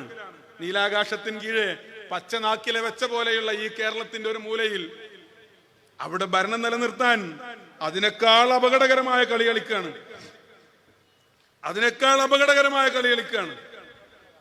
ഈ കളി പോയാൽ ബംഗാളിലും ത്രിപുരയിലും സംഭവിച്ചതുപോലെ ആവില്ല. കേരളം കൈവിട്ടുപോയാൽ ഈ ഇരിപ്പിടമാണ് ഇന്ന് നമുക്കുള്ളത്.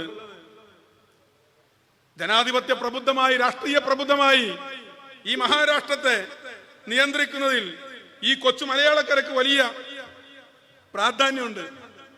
പിണറായി വിജയനെ പോലെയുള്ള അല്പന്മാർ അധികാരത്തിൽ തുടരാൻ വേണ്ടി കളി കളിക്കാണ്. അതിന് പറ്റിയൊരു സെക്രട്ടറിയും കിട്ടിയിട്ടുണ്ട്. ഇപ്പോ ചക്കി കൊത്ത ചങ്കരൻ എന്ന് പറയല് പണ്ടെന്ന മാതിരി പിണറായി കൊത്ത പാർട്ടി സെക്രട്ടറി വിജയരാഘവനാണ് ഇപ്പോ പുതിയ അവതാരം. വിജയരാഘവൻ SFIയുടെ അഖിലേന്ത്യാ പ്രസിഡന്റ് ആയിരുന്നു. ഞങ്ങള് മലപ്പുറത്തുകാരനാണ്. മലപ്പുറം കുന്നുമല്ലൂടെ ഇങ്ങനെ നടന്നു പോകുമ്പോ ആ KSRTCയുടെ തിണ്ണയിലിരുന്ന് കടലൊക്കെ കുറയ്ക്കുന്ന വിജയരാഘവനെ കണ്ടിട്ട് ഒരു നേതാവിന്റെ മാതൃക എന്ന് ഞങ്ങൾ കരുതിയിരുന്നു. പാലക്കാട്ട് വിജയരാഘവൻ വിജയിച്ചപ്പോ VS വിജയരാഘവനും A വിജയരാഘവനും മത്സരിച്ചു. A വിജയരാഘവൻ ജയിച്ചപ്പോ മലപ്പുറത്ത് ഞങ്ങൾ പൗരസ്വീകരണം കൊടുത്തു. എല്ലാരും രാഷ്ട്രീയം നോക്കിയില്ല. അക്ഷരം പഠിക്കുവാൻ കൂലിവേല ചെയ്തവൻ വിജയരാഘവന് ജന്മനാട് നൽകും സ്വാഗതം എന്ന പാട്ടുപാടി മലപ്പുറത്ത് കൂടെ ഞങ്ങൾ പോയി. നമ്മൾ കരുതിയിട്ടില്ലായിരുന്നു ഈ ഔത്തപ്പള്ളിക്കൽ ഇത്ര വലിയ കേറുണ്ട് എന്നുള്ളത്. SFIയുടെ അഖിലേന്ത്യാ പ്രസിഡന്റ് ആയിരുന്നു വിജയരാഘവൻ. ആ വിജയരാഘവൻ ഞങ്ങൾക്ക് ഒന്നേ പറയാനുള്ളൂ, വിജയരാഘവ ഞങ്ങൾക്ക് ആലമ്പാടൻ വിജയരാഘവനെ മാത്രമല്ല അറിയാം, ആലമ്പാടൻ തുപ്രനി അറിയും. പറയിപ്പിക്കട്ടെ ഞങ്ങളോട്. ഞങ്ങൾ മലപ്പുറത്ത് ജനിച്ചു വളർന്നോല. ആരാണ് ആലമ്പാടൻ തുപ്രൻ എന്ന് ഞങ്ങൾക്കറിയാം. പാണക്കാട് സയ്യിദ് സാദിഖ് അലി ശിഹാബ് തങ്ങളും വിജയരാഘവനും മലപ്പുറത്തെ ഗവൺമെന്റ് കോളേജിൽ ഒരുമിച്ച് പഠിച്ച സതീർത്ഥ്യരാണ്. വിജയരാഘവൻ എല്ലാ ദിവസവും മലപ്പുറത്തിന്റെ കുന്നിൻ ചെരുവിലൂടെ നടന്നു നീങ്ങി വീട്ടിലേക്ക് പോകുന്നത് ആ ഹെഗ് ബാരക്സിനകത്തുകൂടെയാണ്. ആ ഹെഗ് ബാരക്സിനകത്തുകൂടെ നിങ്ങൾ ചമ്മങ്കടവിലെ വീട്ടിലേക്ക് പോകുമ്പോ, നിങ്ങൾ നടന്നു പോകുമ്പോ അങ്ങോട്ട് പോകുമ്പോ ഇടതു ഭാഗത്തും ഇങ്ങോട്ട് വരുമ്പോ വലതു ഭാഗത്തും സെന്റ് ജോസഫ് ചർച്ചില്ലേ, ആ സെന്റ് ജോസഫ് ചർച്ചിന്റെ സ്ഥലം മലപ്പുറത്തെ ബസ് സ്റ്റാൻഡിന് വേണ്ടി മലപ്പുറം നഗരസഭ കണ്ടുവച്ച സ്ഥലമാണ്. മലപ്പുറത്ത് ഒരു നല്ല ബസ് സ്റ്റാൻഡ് ഉണ്ടോ? നിങ്ങൾ വന്നു നോക്കിയിട്ടുണ്ടോ മലപ്പുറത്ത്? മലപ്പുറം കുന്നിന്റെ മുകളിൽ മനോഹരമായ സ്ഥലം. കോഴിക്കോട് പാലക്കാട് റൂട്ടിന്റെ നടുക്ക് ഇടതുഭാഗത്ത് KSRTC സ്റ്റാൻഡും വലതുഭാഗത്ത് പ്രൈവറ്റ് ബസ് സ്റ്റാൻഡും നഗരസഭയുടെ bus stand. Doctor Abubakar municipal Muslim ലീഗിന്റെ പ്രസിഡന്റ്, ഡോക്ടർ അബൂബക്കർ മുനിസിപ്പാലിറ്റിയുടെ chairman, doctor Abubakar Malappuram service സഹകരണ ബാങ്കിന്റെ പ്രസിഡന്റ്. അദ്ദേഹം ശക്തനായ നേതാവായിരുന്നു മലപ്പുറത്ത്. Doctor M Abubakar Sahib municipal chairman ആകുമ്പോ ബസ് സ്റ്റാൻഡിന് വേണ്ടി കണ്ടുവച്ച സ്ഥലത്ത് സെന്റ് ജോസഫ് ചർച്ച് ഉണ്ടാക്കാൻ മലപ്പുറത്തെ ക്രിസ്ത്യൻ സമുദായം തീരുമാനം എടുക്കുകയാണ്. അവർക്ക് ആ സ്ഥലം ആഗ്രഹമുണ്ട്. മുനിസിപ്പാലിറ്റിയോട് അപേക്ഷ കൊടുത്തു, തരാൻ പറ്റൂല എന്ന് പറഞ്ഞു. മലപ്പുറം നഗരത്തിൽ 7 ക്രിസ്ത്യൻ പള്ളികളുണ്ട്. ഞാൻ അഭിമാനത്തോടു കൂടി പറയട്ടെ, മലപ്പുറത്ത് പരമ്പരാഗതമായി ജീവിക്കുന്ന ഒരൊറ്റ ക്രിസ്ത്യൻ കുടുംബമില്ല. ഒക്കെ മലപ്പുറത്ത് ജോലിക്ക് വന്നവരാണ്. മലപ്പുറത്ത് ജോലിക്ക് വന്നവർ അവരവിടുന്ന് തിരിച്ചു പോകാറില്ല. നമ്മൾ എവിടേക്കെങ്കിലും അവരവിടുന്ന് ജോലിക്ക് പോയാൽ തിരിച്ചു വരല്ലേ ചെയ്യുക. എങ്ങനെയാണ് KMCCകൾ ഉണ്ടാകുന്നത്? എങ്ങനെ പ്രവാസ സംഘടനകൾ ഉണ്ടാകുന്നത്? ഒരു മനുഷ്യനെ സംബന്ധിച്ചിടത്തോളം അവന്റെ ജന്മനാട് അവന്റെ പെറ്റുമ്മയെ പോലെയാണ്. എനിക്ക് ലോകത്ത് എവിടെ പോയാലും സമാധാനം ഉണ്ടാവില്ല, എനിക്ക് എന്റെ നാട്ടിലെത്തണം.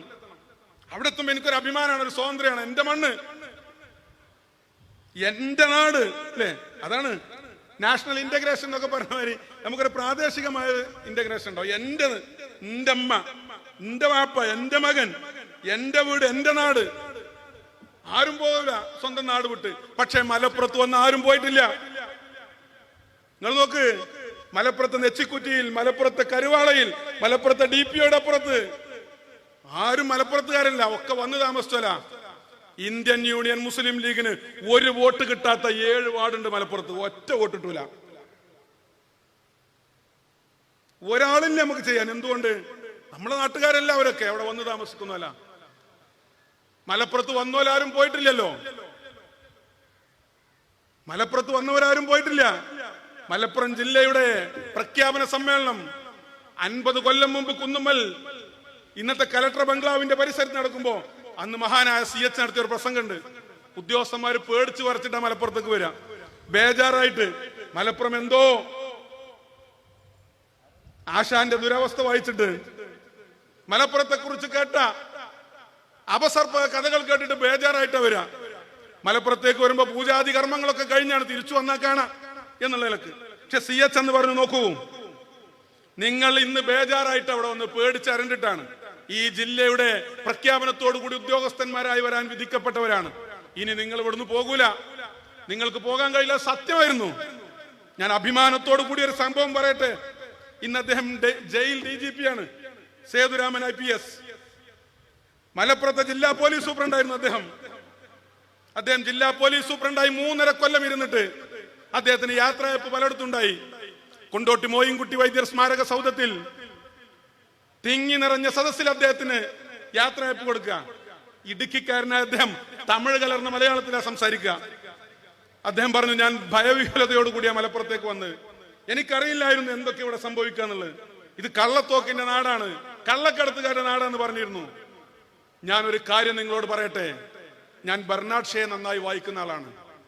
ജോർജ് ബെർണാഡ് ഷേ ഞാൻ വായിച്ചപ്പോ എന്റെ മനസ്സിൽ തട്ടിയൊരു പദമുണ്ട്. ബെർണാഡ് ഷേ പറഞ്ഞു, ഞാൻ ലോകത്തിൽ ഏറ്റവും അധികം സ്നേഹിക്കുന്ന മതം ഇസ്ലാമാണ്, ഞാൻ ലോകത്തിൽ ഏറ്റവും അധികം വെറുക്കുന്ന ജനത മുസ്ലിങ്ങളാണ്. ഞാൻ ഉറപ്പിച്ചു പറയുന്നു, ബെർണാഡ് ഷേ ജീവിച്ചത് മലപ്പുറത്തായിരുന്നുവെങ്കിൽ, ബെർണാഡ് ഷേ മലപ്പുറത്തൊന്ന് വന്ന ഒരല്പകാലമെങ്കിലും ജീവിതം കഴിച്ചു കൂട്ടിയിരുന്നെങ്കിൽ അദ്ദേഹം എഴുതുമായിരുന്നു, ഞാൻ ഏറ്റവും അധികം സ്നേഹിക്കുന്ന മതം ഇസ്ലാമാണ്, ഞാൻ ഏറ്റവും അധികം സ്നേഹിക്കുന്ന ജനത മുസ്ലിങ്ങളാണ് എന്ന് ജോർജ് ബെർണാഡ് ഷേ എഴുതുമായിരുന്നു എന്ന് മൈക്ക് കെട്ടി മൊയിൻകുട്ടി വൈദ്യരുടെ, ബദറുൽ മുനീറിന്റെ കിസ്സ പാടിയ വൈദ്യരുടെ മണ്ണിൽ വെച്ച് സേതുരാമൻ അദ്ദേഹം ഇന്നും ജീവിച്ചിരിക്കുന്നുണ്ട്. വിജയരാഘവ, മലപ്പുറത്തെ ഉപ്പും ചോറും തിന്നിട്ട് 4 വോട്ടിന് വേണ്ടിയിട്ട് രാഷ്ട്രീയം പറയല്ല. ആ മലപ്പുറത്ത് സെന്റ് ജോസഫ് ചർച്ചിന് അനുമതി കൊടുത്തില്ല ഡോക്ടർ അബൂബക്കർ സാഹിബ്. ഈ വിരലിലെണ്ണാവുന്ന ക്രിസ്ത്യൻ സമുദായത്തിന് പ്രതിഷേധിക്കാൻ പോലും കഴിയില്ല. ആരോട് പറയും, എന്ത് പറയും? മെഴുകുതിരി കത്തിച്ച് കുരിശു വരച്ച് ഒരു പ്രതിഷേധ പ്രകടനം നടത്തി അവസാനിപ്പിക്കാമെന്ന് അവർ കരുതിയപ്പോഴാണ് ജോയ് ശാസ്താം പടിക്കൽ നിങ്ങളുടെ കൈവെള്ളയിലുള്ള ഈ ആൻഡ്രോയിഡ് ഫോണിൽ ഒന്ന് കുറിച്ചു നോക്കൂ. ജോയ് ശാസ്താം പടിക്കൽ അദ്ദേഹം മലപ്പുറത്ത് മലയാള മനോരമയുടെ ബ്യൂറോ ചീഫായിരുന്നു. എന്റെ പിതാവിന്റെ അടുത്ത സുഹൃത്താണ്, നല്ലൊരു മനുഷ്യൻ. അദ്ദേഹം പറഞ്ഞിട്ട് പൂക്കോയത്തങ്ങളെ കാണാൻ വേണ്ടി പോകുക. ആ കത്തോലിക്ക ബിഷപ്പ്മാർ പൂക്കോയത്തങ്ങളെ കണ്ടപ്പോ, പൂക്കോയത്തങ്ങൾ ഞാൻ പറയാം നോക്കാം എന്നല്ല പറഞ്ഞ് മഹാനായ പണക്കട്ട PMS പൂക്കോയത്തങ്ങൾ, എറനാട്ടിലെ മാപ്പിളമാരുടെ ചങ്കില ചോരയായ നമ്മുടെ കരളിന്റെ കഷ്ണമായ പണക്കട്ട PMS പൂക്കോയത്തങ്ങൾ, ആ പൂക്കോയത്തങ്ങൾ പറഞ്ഞു, ഞാൻ അവരോട് സംസാരിക്കാം, വിളിപ്പിക്കാം. ഇത് കേട്ടിട്ട് അവിടെയുള്ള പലരും പറഞ്ഞു, തമിഴ്പാപ്പ, ഇപ്പോ കുന്നിന്റെ മുകളില് പള്ളികൾ 5 എണ്ണം ഉണ്ട്. അമേരിക്ക ആശുപത്രിയിൽ ഒന്നുണ്ട് എന്ന് പറഞ്ഞ ക്രിസ്ത്യൻ മിഷൻ ഹോസ്പിറ്റലിൽ ഒന്നുണ്ട്, ഇപ്പുറത്ത് സഞ്ജമാസിൽ ഒന്നുണ്ട്, അപ്പുറത്ത് താഴെ ഒന്നുണ്ട്, ചെറാട്ടുകുഴിയിലുണ്ട്, താമരക്കുഴിയിലേക്ക് പോകുന്ന വഴിയുണ്ട്. ഇനി എന്തിനാണ് നമ്മുടെ കലക്ടറേറ്റിലേക്ക് പോകുന്ന വഴി 2 ക്രിസ്ത്യൻ പള്ളികളുടെ ഇടയിലാകും? തങ്ങൾ അത് കേട്ട് ഭാവം നടിച്ചില്ല. മഹാനായ പണക്കട്ട PMS പൂക്കോയത്തങ്ങൾ അദ്ദേഹം ഡോക്ടർ അബൂബക്കറിനോടും മുനിസിപ്പൽ കൗൺസിൽ അംഗങ്ങളോടും കൊടപ്പനക്കൽ വരാൻ പറഞ്ഞിട്ട് ഈ തിരുമേനിമാരുടെ മുന്നിൽ വെച്ചിട്ട് പറഞ്ഞു, ഇവർക്ക് അവിടെ പള്ളി ഉണ്ടാക്കാനുള്ള സൗകര്യം ചെയ്തു കൊടുക്കണം. അങ്ങനെയാണ് വിജയരാഘവ മലപ്പുറത്ത് ആ പള്ളി ഉണ്ടായത്. പണക്കാട്ടേക്ക് ആരെങ്കിലും വരുമ്പോ അത് വർഗീയതയാണ് എന്ന് പറയുന്നത് കമ്മ്യൂണിസം അല്ല, കമ്മ്യൂണലിസമാണ്. മാർക്സിസ്റ്റ് കമ്മ്യൂണിസം എന്ന് നിങ്ങൾ പറയണ്ടല്ലോ, ഞാൻ പറയുന്നു അല്ല, കമ്മ്യൂണിസ്റ്റ് മാർക്സിസ്റ്റ് പാർട്ടിയല്ല, കമ്മ്യൂണലിസ്റ്റ് മാർക്സിസ്റ്റ് പാർട്ടിയാണ്. കേരളത്തിൽ വർഗീയത പറയും, വിഭാഗീയത പറയും, എന്നിട്ട് 2 വോട്ട് വാങ്ങിയിട്ട് എങ്ങനെയെങ്കിലും അധികാരത്തിലേറാൻ വേണ്ടി നോക്കുക. ഇപ്പൊ എന്താ അല്ലെങ്കിൽ ഇവർക്ക് പറയാനുള്ളത്? ഈ ഗവൺമെന്റ്, ഈ സർക്കാരിനെതിരെയുള്ള എല്ലാ ആക്ഷേപങ്ങളും അധിക്ഷേപങ്ങളും ഒക്കെ ഒരു ഭാഗത്തിന്, ഞാൻ അങ്ങോട്ടൊന്നും പോവാത്ത എന്താ അറിയോ, തെരഞ്ഞെടുപ്പ് രംഗത്ത് നമുക്ക് അതൊക്കെ ചർച്ച ചെയ്യാനുണ്ട്. കള്ളക്കടത്തും കരിഞ്ചന്തയും സ്വർണ്ണക്കടത്തും പലതും. ആ കള്ളക്കടത്തും കരിഞ്ചന്തയും സ്വർണ്ണക്കടത്തും ഒന്നുമല്ല, അതിനേക്കാൾ ഭീകരമായ, അതിഭീകരമായ ഒന്നാണ് ഇന്ന് കേരളത്തിൽ കമ്മ്യൂണിസ്റ്റുകാർ നടത്തിക്കൊണ്ടിരിക്കുന്നത്. ഈ കമ്മ്യൂണലിസത്തിനെതിരായ സുമനസ്സുകളുടെ, ജനങ്ങളുടെ, സാധാരണക്കാരുടെ അവരുടെ ഹൃദയവികാരം ആവാഹിച്ചെടുത്തുകൊണ്ടാണ് സയ്യിദ് സാദിഖ് അലി ശിഹാബ് തങ്ങൾ നടത്തുന്ന ഈ ജാഥ ഇങ്ങോട്ട് കടന്നു വരുന്നത്. ഒരുപാട് കാര്യങ്ങൾ ദീർഘമായി സംസാരിക്കേണ്ടതുണ്ട്. മുസ്ലിം ലീഗിന്റെ മഹാരഥന്മാരായ നേതാക്കന്മാർ ഇവിടെ ഉണ്ട്. നമ്മുടെയൊക്കെ ആവേശമായിക്കൊണ്ട് സംസാരിക്കുന്ന നമ്മുടെ പ്രിയപ്പെട്ട സിദ്ദീഖ് അലി രാങ്ങാട്ടൂരുണ്ട്. എല്ലാ നേതാക്കന്മാരുമുണ്ട്. ഈ സൗഹൃദ സന്ദേശ യാത്രയുടെ മഹത്തായ സന്ദേശം ഹൃദയങ്ങളിൽ നിന്ന് ഹൃദയങ്ങളിലേക്ക് കൈമാറി നമ്മുടെ ഈ രാജ്യത്തിന്റെ മഹിതമായ ഈ മലയാള മണ്ണിന്റെ, മലപ്പുറത്തിന്റെ പാരമ്പര്യത്തിൽ അത് വീണ്ടെടുത്ത് നല്ലൊരു ജനാധിപത്യ പോരാട്ടം നമുക്ക് നടത്തേണ്ടതുണ്ട്. താനൂര് ഓലപ്പീടികയിൽ നിന്ന് സംസാരിക്കുമ്പോൾ നമുക്കറിയാം, പണാധിപത്യത്തെയും ജനാധിപത്യത്തെയും മാറ്റുരച്ച ഒരു 5 കൊല്ലം നമ്മുടെ മുന്നിൽ കടന്നുപോയി. നമുക്ക് നഷ്ടമായത് 5 സംവത്സരങ്ങളാണ്. അത് നമുക്ക് നഷ്ടപ്പെട്ടു പോയി. ഒരു കയ്യബദ്ധം പറ്റിപ്പോയി. ഇനി ഒരാൾക്ക് മഹാനായ CH മുഹമ്മദ് കോയ സാഹിബ് മുതൽ അഭിവന്ദ്യനായ E അഹമ്മദ് സാഹിബ് മുതൽ പ്രിയപ്പെട്ട സീതി ഹാജി മുതൽ ഇന്നും നമുക്ക് വേണ്ടി നമ്മുടെ മുസ്ലിം ലീഗിന്റെ വക്താവായി നരകതിർ ചൊരിഞ്ഞു നിൽക്കുന്ന പ്രിയപ്പെട്ട അബ്ദുറഹ്മാൻ സാഹിബ് രണ്ടത്താണി മുതൽ പ്രഗത്ഭരായ മുസ്ലിം ലീഗിന്റെ മഹാരഥന്മാരായ നേതാക്കന്മാർ പ്രതിനിധീകരിച്ച താനൂർ, ആ താനൂരിൽ നമുക്ക് അഭിമാനകരമായ വിജയം ഇത്തവണ ഉണ്ടാകുമെന്ന് നമുക്ക് ഉറപ്പാണ്. കഴിഞ്ഞ പഞ്ചായത്ത് തെരഞ്ഞെടുപ്പിൽ എല്ലാ അഹന്തയുടെ കൊട്ടക്കൊത്തളങ്ങളെയും നമ്മൾ തകർത്തിട്ടുണ്ട്. എല്ലാ മാഫിയ സംഘങ്ങളെയും നമ്മൾ തകർത്തിട്ടുണ്ട്. നല്ല അഭിമാനകരമായ ഒരു ഭൂരിപക്ഷത്തിൽ ജനാധിപത്യ മുന്നണി ഇവിടെ താനൂരിൽ മിഴി തുറന്നു നിൽക്കുമ്പോ നിയമസഭാ തെരഞ്ഞെടുപ്പിൽ മലപ്പുറം ജില്ലയിലെ ഏറ്റവും വലിയ ഭൂരിപക്ഷത്തിന് ജനാധിപത്യ മുന്നണിയുടെ സ്ഥാനാർത്ഥിയെ വിജയിപ്പിച്ച് നമുക്ക് നമ്മുടെ ആത്മാഭിമാനം വീണ്ടെടുക്കാം. അള്ളാഹു അനുഗ്രഹിക്കട്ടെ. അസ്സലാമു അലൈക്കും.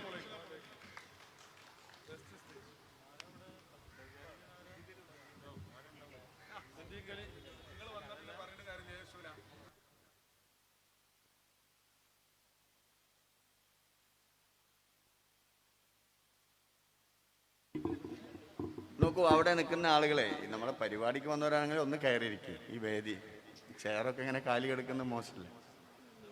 അഭിവന്ദനായ സിദ്ദീഖ് അലി റാങ്ങാത്തൂർ നിങ്ങളെ അഭിസംബോധന ചെയ്യും.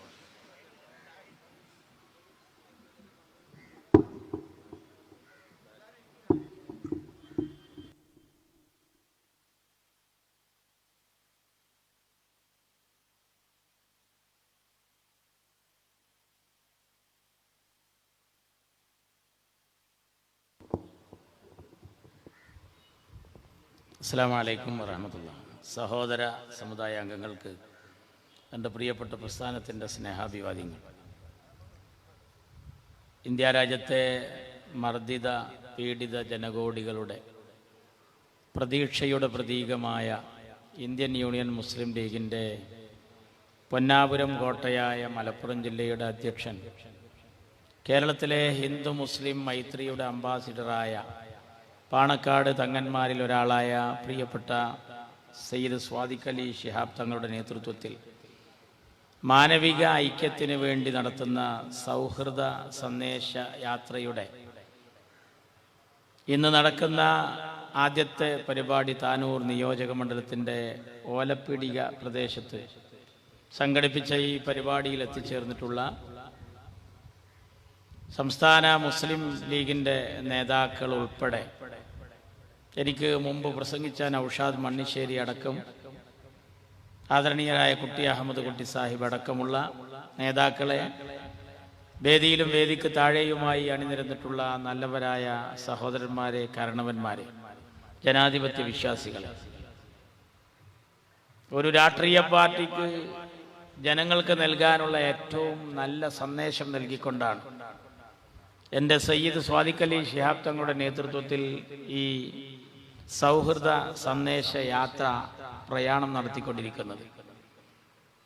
ഓരോ രാഷ്ട്രീയ പാർട്ടികളും തെരഞ്ഞെടുപ്പിന് മുന്നോടിയായി അതുമായി ബന്ധപ്പെട്ട കാര്യങ്ങൾക്ക് ആക്കം കൂട്ടുന്നതിന് വേണ്ടി വ്യത്യസ്തങ്ങളായ മുദ്രാവാക്യങ്ങൾ മുഴക്കിക്കൊണ്ട് വ്യത്യസ്തങ്ങളായ ജാഥകൾ നടത്തുന്നു. ആ ജാഥയിലൊക്കെ തന്നെ വിവേചനത്തിൻ്റെയും വിദ്വേഷത്തിൻ്റെയും വിത്തുപാകിയും മുന്നോട്ട് പോകുന്നു എന്നുള്ളത് നമുക്കറിയാം. അതിനിടയിലാണ് വിവരത്തിൻ്റെയും വിവേകത്തിൻ്റെയും വിത്തുപാകിക്കൊണ്ട് സയ്യിദ് സ്വാദിഖ് അലി ശിഹാബ് തങ്ങളുടെ നേതൃത്വത്തിൽ കേൾക്കുമ്പോൾ തന്നെ ഇമ്പമുള്ള, കൽബ് കുളിരണിയുന്ന ഒരു സന്ദേശവുമായാണ് ഈ സൗഹൃദ സന്ദേശ യാത്ര നമ്മൾ നടത്തുന്നത്. പൊട്ടിപ്പോയ കണ്ണികളെ കൂട്ടിവിളക്കാൻ വളരെ ശ്രദ്ധിക്കേണ്ടുന്ന ഭരണകൂട തലവന്മാരൊക്കെ ആ അകൽച്ചകളെ വർദ്ധിപ്പിക്കാൻ വേണ്ടി ഭരണത്തെ ഉപയോഗപ്പെടുത്തുന്ന കാലത്ത് പൊട്ടിപ്പോയ എല്ലാ കണ്ണികളെയും കൂട്ടിവിളക്കാനും ആ കൂട്ടിവിളക്കുന്ന കണ്ണികൾക്ക് ഏച്ചുകൂട്ടലിന്റെ മുഴച്ചു നിൽപ്പല്ല, ഊതിക്കാച്ചിയ പൊന്നിന്റെ തിളക്കം തന്നെ ഉണ്ടാകണമെന്ന വാശിയോടെയാണ് മുസ്ലിം ലീഗിന്റെ നേതൃത്വത്തിൽ സയ്യിദ് സ്വാദിഖ് അലി ശിഹാബ് തങ്ങൾ ഈ ജാഥ നയിച്ചുകൊണ്ട് മുന്നോട്ട് നീങ്ങിക്കൊണ്ടിരിക്കുന്നത്. നമ്മുടെ നാട് ലോകരാഷ്ട്രങ്ങൾക്കിടയിൽ എല്ലാ നിലക്കും സൗഹൃദത്തിന്റെ നാടായിരുന്നു. എവിടെ എന്ത് പ്രശ്നങ്ങൾ ഉണ്ടാകുമ്പോഴും ഓടി വരുന്ന ഇന്ത്യ ലോക പത്രമാധ്യമങ്ങളിൽ കോംപ്രമൈസ്ഡ് കൺട്രി, മസ്ലഹത്തിന്റെ രാജ്യം, അനുരജ്ഞനത്തിന്റെ രാജ്യം എന്ന പേരിലായിരുന്നു അറിയപ്പെട്ടിരുന്നത്. ഇന്നത് റീജിയണൽ ബുള്ളി, മേഖലയിലെ പോക്കിരി എന്ന അർത്ഥത്തിലാണ് ലോകത്ത് വിരാജിക്കുന്നത്. ഇന്ത്യയുടെ പ്രധാനമന്ത്രിയുടെ ശൈലി നാം കാണുകയാണ്. ഓരോ വിഷയത്തിലും അവർ സ്വീകരിക്കുന്ന നയനിലപാടുകൾ നിലവാരമില്ലാത്തതും ഇന്ത്യ പോലത്തെ ഒരു രാജ്യത്തിന് അനുകൂലമല്ലാത്തതുമാണ്. രാഷ്ട്രീയ ബദ്ധവൈരികളെ മുഴുവൻ കൂട്ടിലടച്ചുകൊണ്ട് രാജ്യത്തെ ജനങ്ങൾക്ക് ഏറ്റവും വെറുപ്പുളവാക്കുന്ന എല്ലാ പ്രവർത്തനങ്ങളും അജണ്ടയായി സ്വീകരിച്ചുകൊണ്ട് രണ്ട് ഗവൺമെന്റുകളും ഒരേ തൂവൽ പക്ഷികളായി നീങ്ങിക്കൊണ്ടിരിക്കുകയാണ്. നന്മക്ക് വേണ്ടി ഏതൊക്കെ കോണുകളിൽ നിന്ന് എന്തൊക്കെ ശബ്ദമുണ്ടാകുന്നുവോ അതിനെയൊക്കെ തെറ്റിദ്ധരിപ്പിക്കുന്നത് പ്രധാനമന്ത്രിയും മുഖ്യമന്ത്രിയുമാണ്. കർഷക സമരത്തിൽ ഖലിസ്ഥാൻവാദികൾ നുഴഞ്ഞു കയറിയിട്ടുണ്ട് എന്ന് പറയുമ്പോൾ ഇന്ത്യൻ മണ്ണിലെ കർഷകന്റെ ദീനരോധനം കേൾക്കാൻ ഒരു പ്രധാനമന്ത്രി തയ്യാറല്ല എന്ന ബോധ്യപ്പെടുത്തലാണ് അതിലൂടെ വ്യക്തമാകുന്നത്. ഇങ്ങ് നമ്മുടെ നാട്ടിലെ കേരളത്തിൽ ഉദ്യോഗ വിദ്യാഭ്യാസ രംഗത്തൊരു ജോലിക്ക് വേണ്ടി കാത്തുകെട്ടിക്കിടക്കുന്ന അഭ്യസ്ത വിദ്യരായ ചെറുപ്പക്കാർ നടത്തുന്ന ന്യായമായ സമര പോരാട്ടത്തിലും ഭീകരവാദികൾ നുഴഞ്ഞു കയറിയിട്ടുണ്ട് എന്ന് കേരളത്തിന്റെ മുഖ്യമന്ത്രിയും പറയുമ്പോൾ ഇവർ രണ്ടുപേരും ഈ നാട്ടിൽ ഏത് ശൈലിയാണ് സ്വീകരിക്കുന്നത് എന്ന് വളരെ വ്യക്തമാണ്. അർഹരായിട്ടുള്ള ആളുകൾക്കുള്ള അംഗീകാരവും അവഗണിക്കപ്പെട്ട ആളുകൾക്കുള്ള പരിഗണനയ്ക്കും വേണ്ടി ശബ്ദിക്കുന്നതൊക്കെ വർഗീയമായി ചിത്രീകരിക്കുക എന്നതിന്റെ ഭാഗം കൊണ്ട് തന്നെയാണ് ഇന്ത്യൻ യൂണിയൻ മുസ്ലിം ലീഗിനെയും അതിൻ്റെ പ്രവർത്തന തുടക്കം തൊട്ട് വർഗീയതയുടെ മുദ്ര ചാർത്തി സമൂഹ മധ്യത്തിൽ അവതരിപ്പിക്കുന്നതിൽ ഫാസിസ്റ്റുകളും മാർക്സിസ്റ്റുകളും ഒരുപോലെ ശ്രമം നടത്തിയിട്ടുണ്ട് എന്ന് കാലികം എന്ന് മാത്രമല്ല വളരെ നേരത്തെ തുടങ്ങിയതാണ് എന്ന വസ്തുത ഞാൻ ആമുഖമായി ഈ സദസ്സിനെ ബോധ്യപ്പെടുത്തുകയാണ്. നരേന്ദ്രമോദിക്ക് ഒരു ലൈനുണ്ട്. ആ ലൈന് പറഞ്ഞുകൊണ്ടാണ് അയാൾ നാട്ടിൽ വോട്ടിനിറങ്ങിയതും ജനാധിപത്യ മാർഗം ഉപയോഗിച്ച് അധികാര സോപാനത്തിലിരിക്കുന്നതും. വ്യക്തമായ ശത്രു എന്ന് കമ്മ്യൂണിസ്റ്റുകാരും രാജ്യത്തിലെ മതേതര ചേരിയും അതുപോലെ ന്യൂനപക്ഷ രാഷ്ട്രീയ പ്രസ്ഥാനക്കാരും ഒക്കെ വിലയിരുത്തി എന്നുള്ളത് കൊണ്ട് തന്നെ ഒരു അതിർവരമ്പിൽ അപ്പുറത്ത് നിർത്തിക്കൊണ്ട് തന്നെ പ്രതിക്കൂട്ടിലാക്കിക്കൊണ്ട് തന്നെ BJPയെ മനസ്സിലാക്കാനുള്ള ബോധ്യവും നാട്ടുകാർക്കുണ്ട്.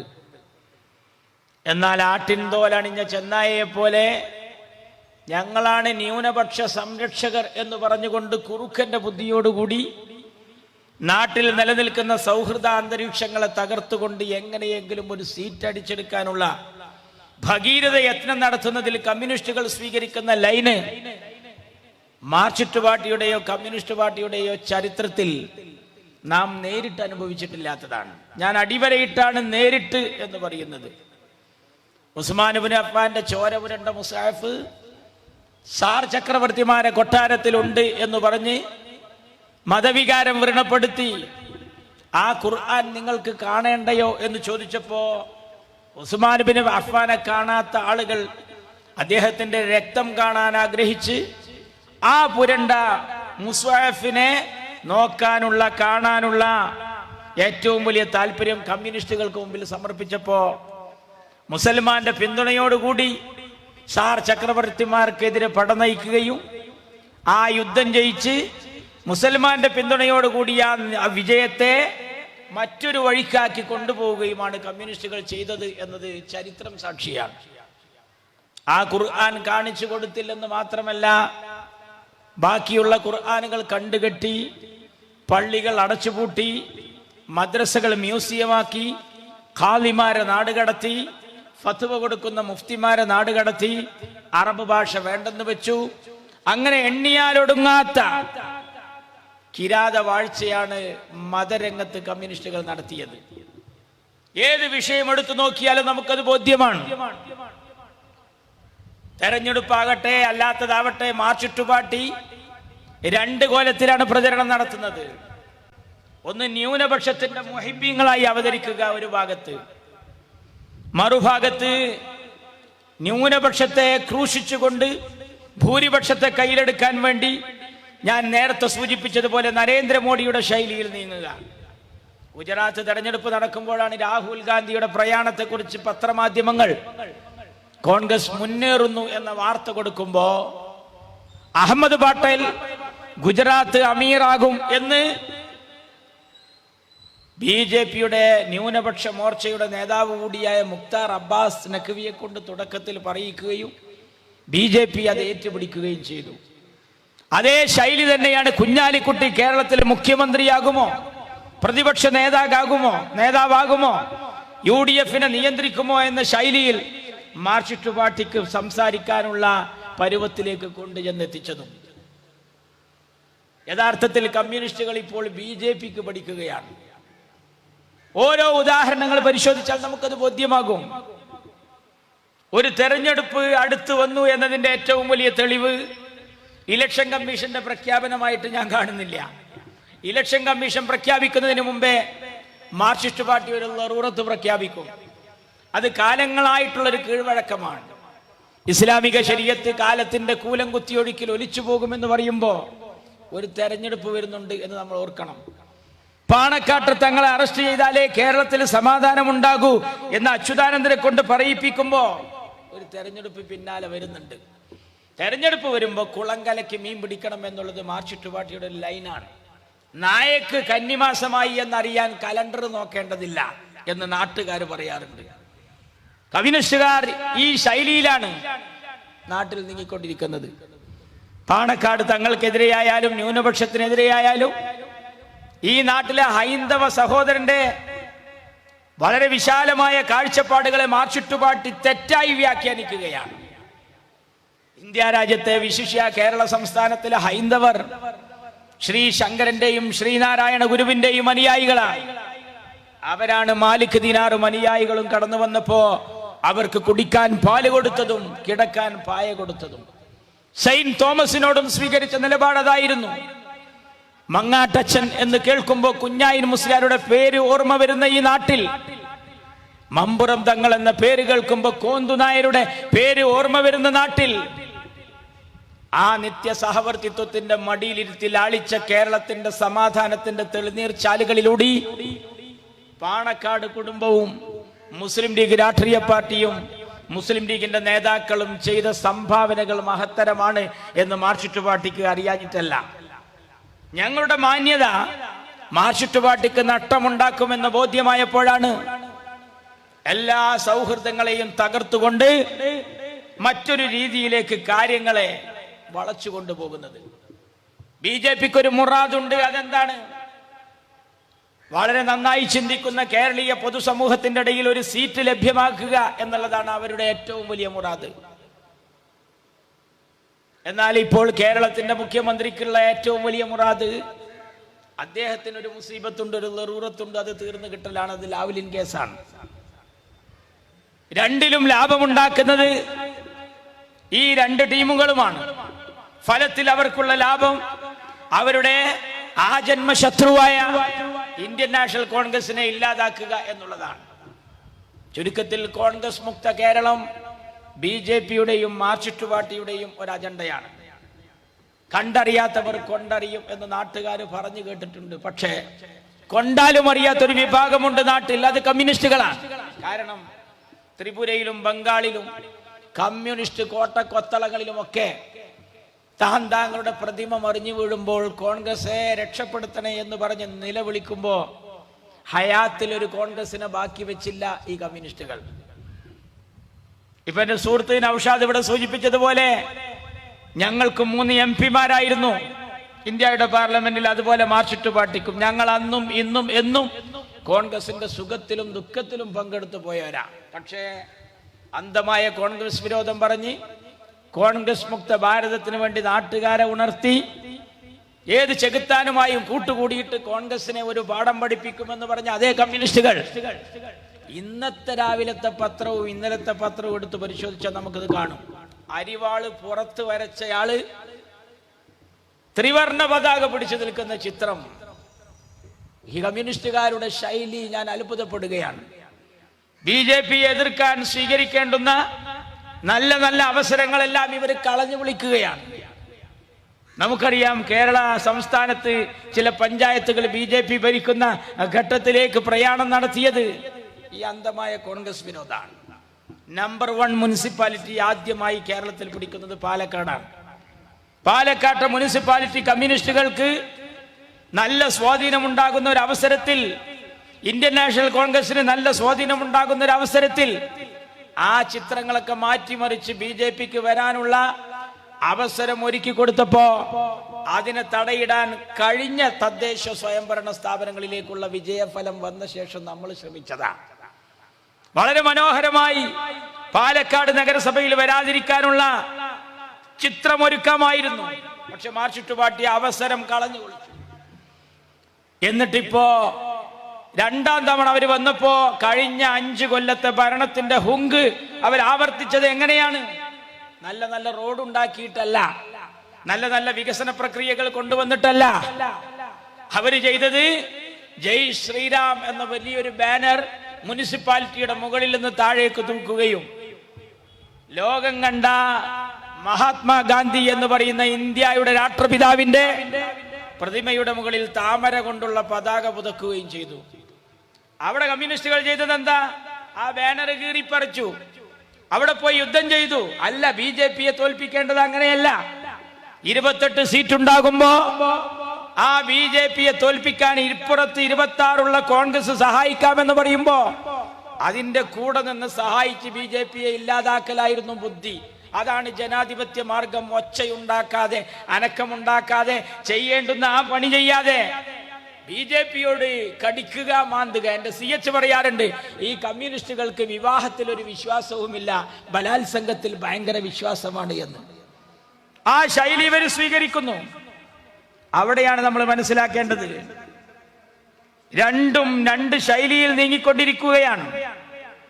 കുത്തകകളെ പ്രോത്സാഹിപ്പിച്ചുകൊണ്ട് ഒരു ഭാഗത്ത്, എല്ലാം തീരെഴുതിക്കൊണ്ട് മറ്റൊരു ഭാഗത്ത്, കിറ്റ് നൽകിക്കൊണ്ട് മറ്റൊരു ഭാഗത്ത്, ജനങ്ങളെ സോപ്പടിക്കുന്ന സകല വിദ്യകളും ഇവരുടെ ഉപദേശകന്മാരിൽ നിന്ന് കിട്ടുകയും അത് പ്രാവർത്തികമാക്കുകയും ചെയ്യുകയാണ്.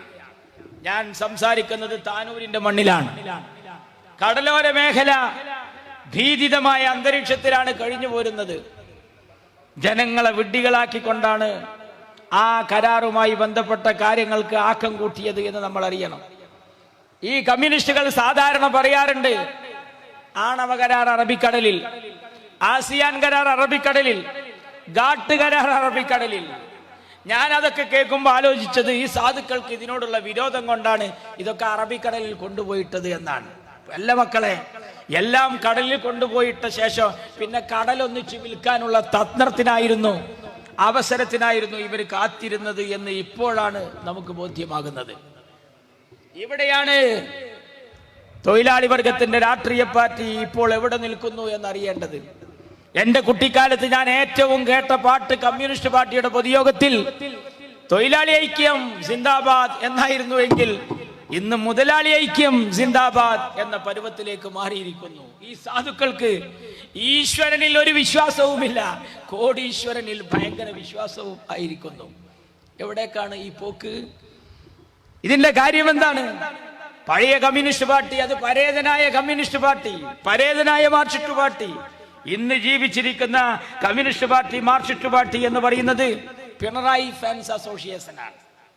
പണ്ടത്തെ മാർക്സിസ്റ്റ് പാർട്ടി ഉദാരവൽക്കരണത്തിന്റെ കൂടെയായിരുന്നു, ഇന്ന് ഉദരവൽക്കരണത്തിന്റെ കൂടെ. പണ്ടത്തെ മാർക്സിസ്റ്റ് പാർട്ടി പരിസ്ഥിതി നോക്കിയിരുന്നു, ഇന്ന് അതല്ല, പരിതസ്ഥിതി നോക്കുന്നു എന്ന വ്യത്യാസമാണ്. ഇവരെങ്ങോട്ടാ പോയിക്കൊണ്ടിരിക്കുന്നത്? എല്ലാം നശിപ്പിക്കുന്നു എന്ന് മാത്രമല്ല, ജനങ്ങളെ വിഡ്ഢികളാക്കുകയാണ്. സാക്ഷര കേരളത്തിൽ 3 മന്ത്രിമാർ, ഒരു മുഖ്യമന്ത്രിയും 2 മന്ത്രിമാരും പറയുന്നു, ആ ടീമിനെ ഞങ്ങൾ കണ്ടിട്ടില്ല, അവരുമായി ഞങ്ങൾ ചർച്ച നടത്തിയിട്ടില്ല. അത് പറയുമ്പോ പിറ്റേ ദിവസം ദേശാഭിമാനി വായിക്കുമ്പോ കരാർ റദ്ദു ചെയ്തു. റദ്ദു ചെയ്യണമെങ്കിൽ ഒരു കരാർ വേണ്ടേ? കരാറിൽ നിന്ന് ഗവൺമെന്റ് പിന്മാറി. പിന്മാറണമെങ്കിൽ മുന്നേറണ്ടേ? തിരുത്തുന്നു, അതിന്റെ അർത്ഥം എന്താ? തെറ്റ് ചെയ്തു എന്നല്ലേ? ജനങ്ങളെ വിഡ്ഢികളാക്കുകയാണ്. സത്യത്തിന്റെ മുഖവും മുദ്രയും നഷ്ടപ്പെട്ട ഒരു മുഖ്യമന്ത്രി. പൗരത്വ വിഷയത്തിൽ കേസ് എടുത്തിട്ടില്ല, അത് ഞങ്ങളുടെ നയമല്ല എന്ന് പറയുകയും 519 കേസ് എടുക്കുകയും ചെയ്യാം. ഷാപ്പ് ഉദ്ഘാടനം ചെയ്യുമ്പോ, ബാർ ഉദ്ഘാടനം ചെയ്യുമ്പോ മുഖ്യമന്ത്രി പ്രസംഗിക്കുന്നു, ഘട്ടം ഘട്ടമായി ഇത് കുറക്കണം എന്നുള്ളത് കൊണ്ടാണ് പുതിയത് ഞങ്ങൾ തുറക്കുന്നത്. അത്ഭുതപ്പെട്ടു പോവുകയാണ്. ഈ വിഡ്ഢിത്തം നാട് മനസ്സിലാക്കിയിട്ടുണ്ട്. ജനങ്ങളുടെ ദാരിദ്ര്യം പരിശോധിക്കാനും പരീക്ഷിക്കാനുമാണ് കമ്മ്യൂണിസ്റ്റുകൾ തയ്യാറാകുന്നത്. അതാണ് കിറ്റുമായി ബന്ധപ്പെട്ട സംഭവം. ജയലളിത കൊടുത്തിരുന്നു കിറ്റ്, ജയലളിത കൊടുത്തിരുന്നു TV, ജയലളിത കൊടുത്തിരുന്നു സാരി. ജയലളിത മരിച്ചും പോയി, ശശികല ജയിലിലേക്കും പോയി. നമ്മളറിയണം, ഈ കാട്ടുകള്ളന്മാർ കൊറോണ സംവിധാനത്തെ ഏത് നാട് ഇല്ല എന്ന് പറഞ്ഞാലും ആ സംവിധാനം കേരളത്തിൽ നിലനിൽക്കുന്നു എന്ന് പറഞ്ഞാലേ ദാരിദ്ര്യം പറഞ്ഞ് ജനങ്ങളുടെ ഇടയിലേക്ക് ഈ കിറ്റുമായി ഇറങ്ങിത്തിരിക്കാവും. അങ്ങനെ വന്നാൽ 2-3 മാസവും കൂടി കൊടുക്കുമേറി വന്നാൽ അതിന്റെ പിന്നിൽ ജനങ്ങളെ വോട്ടാക്കി മാറ്റി കമ്മ്യൂണിസ്റ്റ് അനുകൂലികളാക്കി മാക്കുന്നതിന് വേണ്ടി ഏത് ഏജൻസിയായി ഉപയോഗപ്പെടുത്തും. സരിതയുടെ മൊഴി പുറത്തു വന്നപ്പോൾ നമ്മൾ കേൾക്കുന്നതും അതാണ്. ജോലിക്കെടുക്കുന്ന ആരോഗ്യ കേരളം വഴി ജോലിക്കെടുക്കുന്ന ആളുകളോട് സരിത ടെലിഫോണിൽ സംസാരിക്കുന്നത് എന്താണ്? നിങ്ങൾക്ക് ജോലി കിട്ടിയാൽ നിങ്ങൾ ഒരു പാർട്ടിക്ക് വേണ്ടി പണിയെടുക്കണമെന്നാണ്. ഏതാണ് അവളുടെ പാർട്ടി? ഞാൻ ചോദിക്കുന്നു, ഈ കേരള സംസ്ഥാനത്തിലെ സ്ത്രീത്വത്തിന്റെ സകല മാനാഭിമാനവും പിച്ചിച്ചിന്തിയ ഈ ഒരു സഹോദരി അവരെ ഉപയോഗപ്പെടുത്തിക്കൊണ്ട് പാർട്ടിയിലേക്ക് ആളെ ഉണ്ടാക്കുന്നു എന്ന് പറഞ്ഞാൽ കമ്മ്യൂണിസ്റ്റ് മാർക്സിസ്റ്റ് പാർട്ടി പോന്ന വഴികളെല്ലാം മറന്നു എന്ന് വേണം പറയാൻ. സകല നന്മകളെയും നശിപ്പിച്ചു. കേരളത്തിൽ കമ്മ്യൂണിസ്റ്റുകാരായിട്ടുള്ള ഒരുപാട് മുഖ്യമന്ത്രിമാരുണ്ടായിരുന്നു. അതിൽ നിന്ന് വ്യത്യസ്തമാണ് പിണറായി. അത് നായനാറാവട്ടെ, മറ്റുള്ളവരാവട്ടെ, അവരൊക്കെ കേരളത്തിന്റെ മനം കവർന്ന മുഖ്യമന്ത്രിമാരാണെങ്കിൽ ഇയാൾ കേരളത്തിന്റെ മാനം കവർന്ന മുഖ്യമന്ത്രിയായി മുദ്ര ചാർത്തി വെക്കപ്പെട്ടിരിക്കുകയാണ്.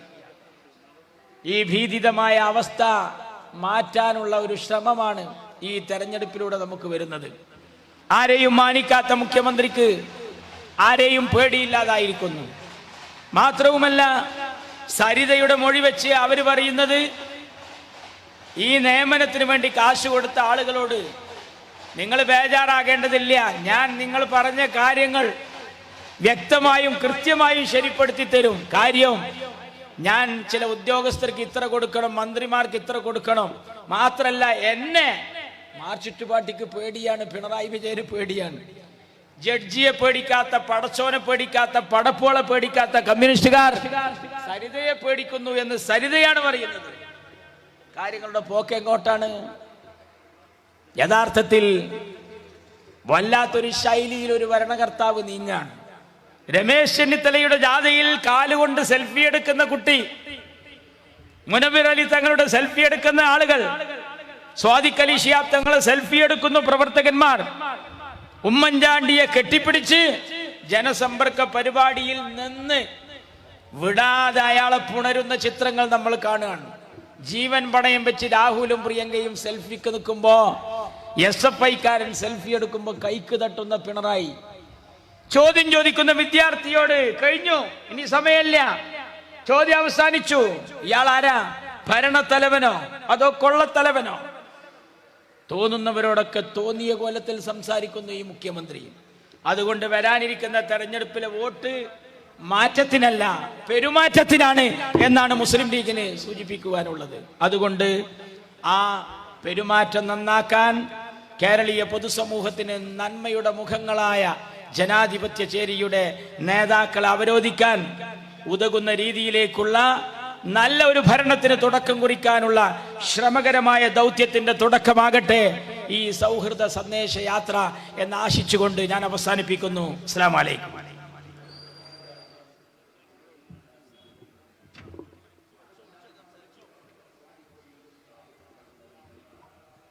ബഹുമാനപ്പെട്ട ജാഥ ക്യാപ്റ്റൻ തങ്ങളും ജാഥയെ അനുഗമിക്കുന്ന മറ്റു നേതാക്കന്മാരും ഏതാനും നിമിഷങ്ങൾക്കകം നമ്മുടെ വേദിയിൽ എത്തിച്ചേരും.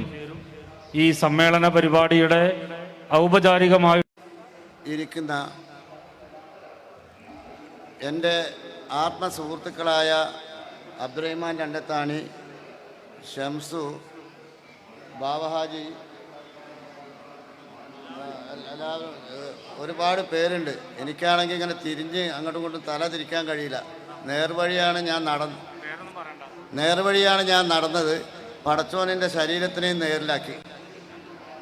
അപ്പോൾ ഏതായാലും നമ്മുടെ ജാഥ ഇവിടെ എത്താൻ പോവുകയാണ്. ഇത് ഞാൻ ദീർഘമായി സംസാരിക്കുന്നില്ല. മാനവ ഐക്യത്തിൻ്റെ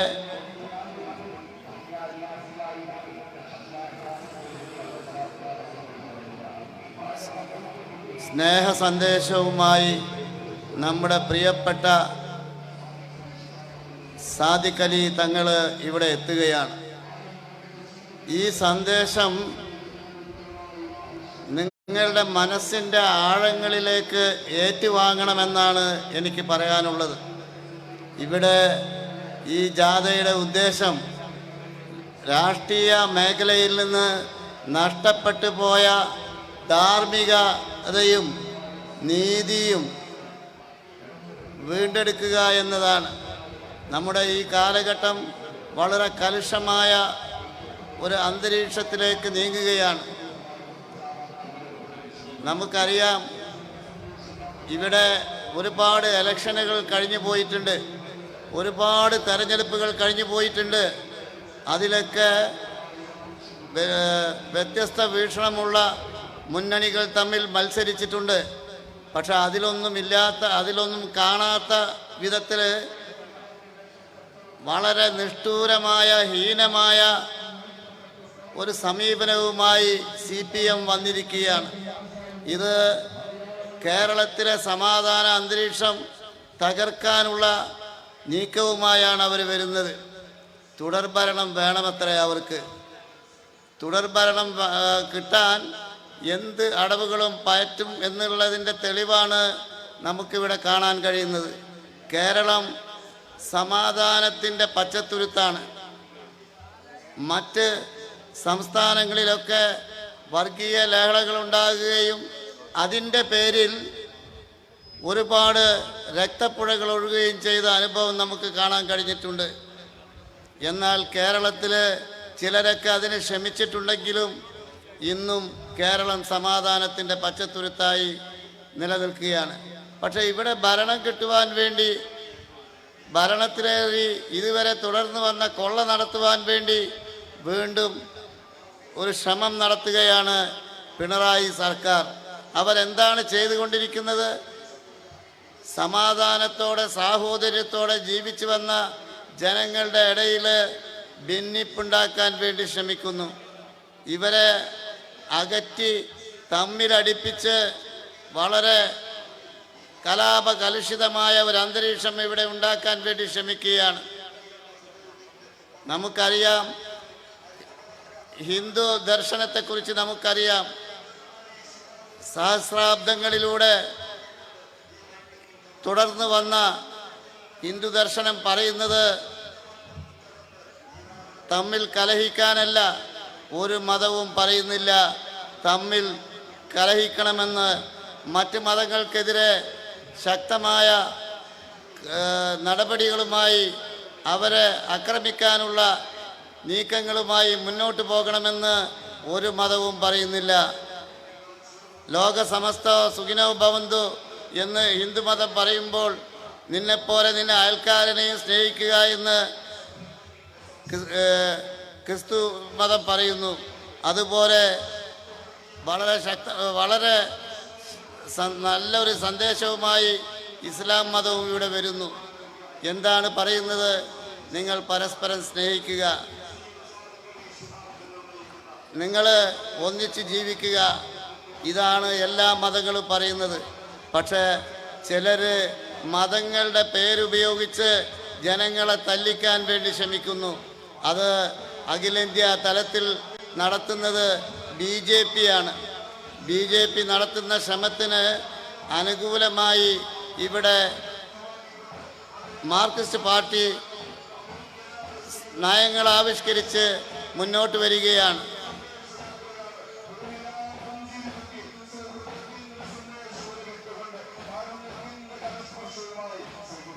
നമ്മുടെ ബഹുമാനപ്പെട്ട തങ്ങളവറുകൾ ഇവിടെ എത്തിക്കഴിഞ്ഞു. അതുകൊണ്ട് ഞാൻ എൻ്റെ സംസാരം നീട്ടുന്നില്ല.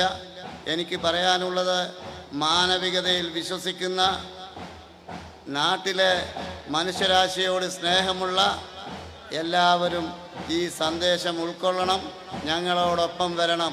നാട്ടിൽ ശാന്തിയും സമാധാനവും ഉണ്ടാക്കാൻ വേണ്ടി അത് നമ്മുടെ ഓരോരുത്തരുടെയും കർത്തവ്യമാണ്. നാളെ നമ്മളുടെ മക്കൾ ജീവിക്കേണ്ട ഈ സംസ്ഥാനം കലാപകലുഷിതമാക്കരുത് എന്നാണ് എനിക്ക് പറയാനുള്ളത്.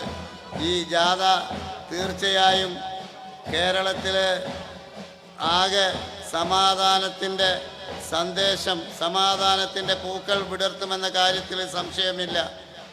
നന്മയുടെ സന്ദേശമാണ് ഈ ജാഥ നൽകുന്നത്. അതുകൊണ്ട് ഈ നന്മയുടെ സന്ദേശം നിങ്ങൾ ഏറ്റുവാങ്ങുക. ഇവിടെ കലാപകലുഷിതമായ അന്തരീക്ഷം ഉണ്ടാക്കുവാൻ ശ്രമിക്കുന്നവരെ അടുത്ത ഭരണത്തിൽ ഒരിക്കലും കയറ്റാതിരിക്കുക എന്നാണ് എനിക്ക് പറയാനുള്ളത്. ഏതായാലും ബഹുമാനപ്പെട്ട തങ്ങൾ ഇവിടെ എത്തിക്കഴിഞ്ഞു. ഞാൻ എൻ്റെ സംസാരം അവസാനിപ്പിക്കുകയാണ്. ഈ ജാഥയ്ക്ക് എല്ലാവിധ നന്മകളും നേർന്നുകൊണ്ട്, വിജയാശംസകൾ നേർന്നുകൊണ്ട്, നാട്ടിലാകെ സമാധാനത്തിൻ്റെ പൂക്കൾ വിരിയിക്കാൻ ഈ ജാഥയ്ക്ക് കഴിയട്ടെ എന്ന് പ്രാർത്ഥിച്ചുകൊണ്ട് ഈ പരിപാടി ഉദ്ഘാടനം ചെയ്തതായി അറിയിച്ച് നിർത്തുന്നു. എല്ലാവർക്കും നന്ദി. അസ്സലാമു അലൈക്കും.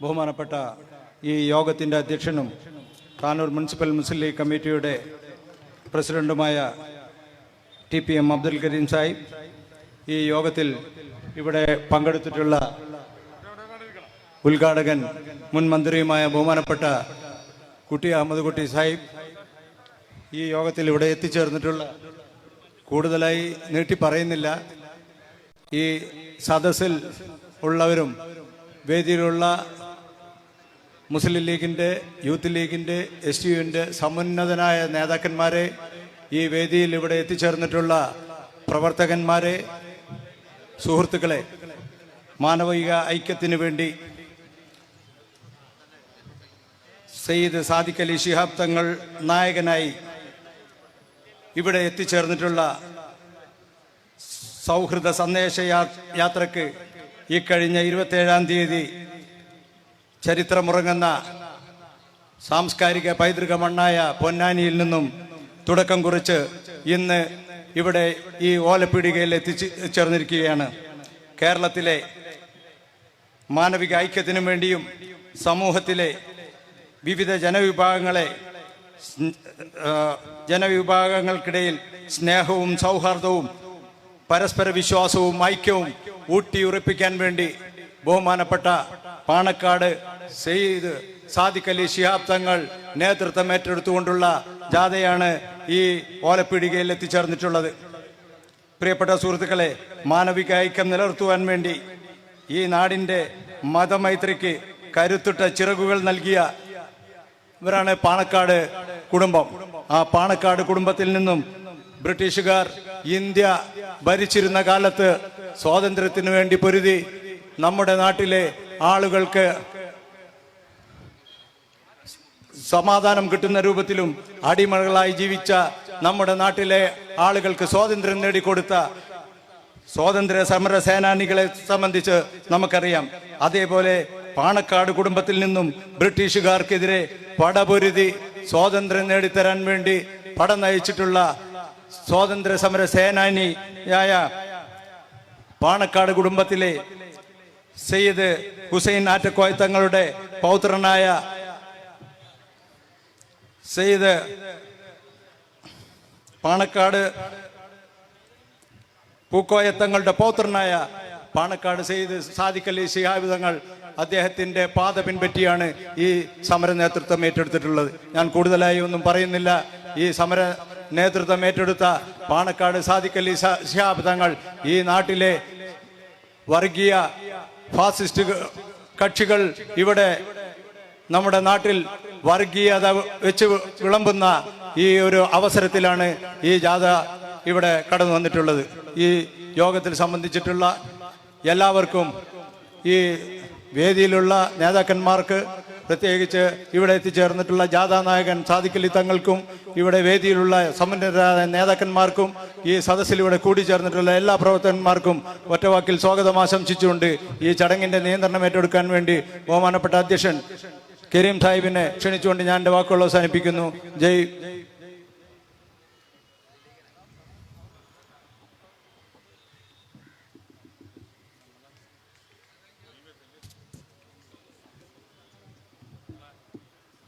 ബഹുമാനപ്പെട്ട ആദരണീയനായ നമ്മുടെ ജാഥ ക്യാപ്റ്റനും നമ്മുടെ പ്രിയപ്പെട്ട ജില്ലാ പ്രസിഡന്റുമായ പാണക്കാട് സാദിഖ് അലി ശിഹാബ് തങ്ങൾ അവർകളെ, പ്രിയപ്പെട്ട നേതാക്കന്മാരെ, പ്രിയപ്പെട്ട നാട്ടുകാരെ, മുസ്ലിം ലീഗിൻ്റെയും മറ്റു രാഷ്ട്രീയ പാർട്ടിയുടെയും പ്രവർത്തകരെ, വളരെ പ്രധാനമായ ഒരു മുദ്രാവാക്യം, ഇന്ന് കാലികമായിട്ട് ഏറ്റവും കൂടുതൽ പ്രാധാന്യം അർഹിക്കുന്ന ഒരു മുദ്രാവാക്യം ഉന്നയിച്ചുകൊണ്ട് കഴിഞ്ഞ 27-ാം തീയതി പൊന്നാനിയിൽ നിന്ന് പ്രയാണം ആരംഭിച്ച, ഇന്ന് നമ്മുടെ ഈ താനൂരിൽ ഈ ഓലപ്പീടിയ പ്രദേശത്ത് എത്തിച്ചേർന്നിട്ടുള്ള മാനവിക ഐക്യത്തിന് സൗഹൃദ സന്ദേശയാത്ര എന്ന പ്രമേയം ഉയർത്തിപ്പിടിച്ചുകൊണ്ട് പ്രിയപ്പെട്ട സാദിഖ് അലി ശിഹാബ് തങ്ങൾ നയിച്ച ഈ യാത്ര ഇവിടെ എത്തിയിരിക്കുകയാണ്. നമ്മുടെ പ്രിയപ്പെട്ട ഈ പ്രസംഗങ്ങളും കാര്യങ്ങളും ഒക്കെ അവസാനിച്ചത് കൊണ്ട് നമ്മുടെ ഈ പരിപാടിയിൽ പങ്കെടുക്കുന്നതിന് വേണ്ടി ഇതിൻ്റെ പ്രിയപ്പെട്ട സാദിഖ് അലി ശിഹാബ് തങ്ങളെ ക്ഷണിക്കുന്നു. അസ്സലാമു അലൈക്കും.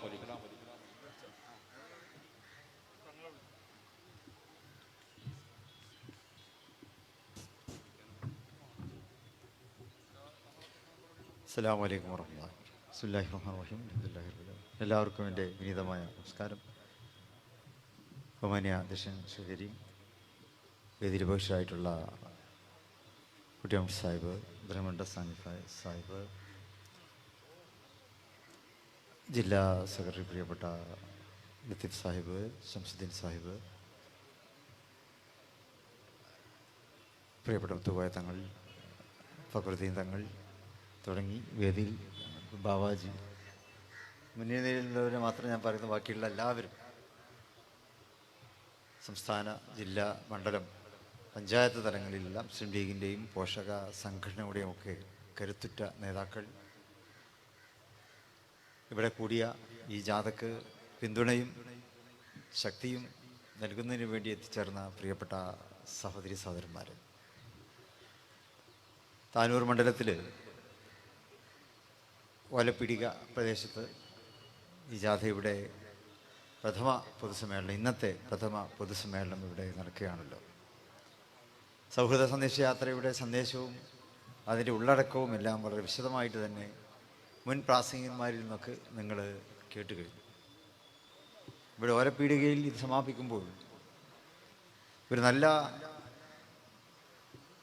കാഴ്ച കണ്ടുകൊണ്ടാണ് ഞങ്ങളിവിടെ ഇങ്ങോട്ടേക്ക് കടന്നു വന്നിട്ടുള്ളത്. പൂരപ്പറമ്പ് ശ്രീ തണ്ണീർ ക്ഷേത്രം, അതേ കോമ്പൗണ്ടിൽ തന്നെ ബദർ മസ്ജിദ് തോളോട് തോൾ ചേർന്ന് നിൽക്കുന്നു.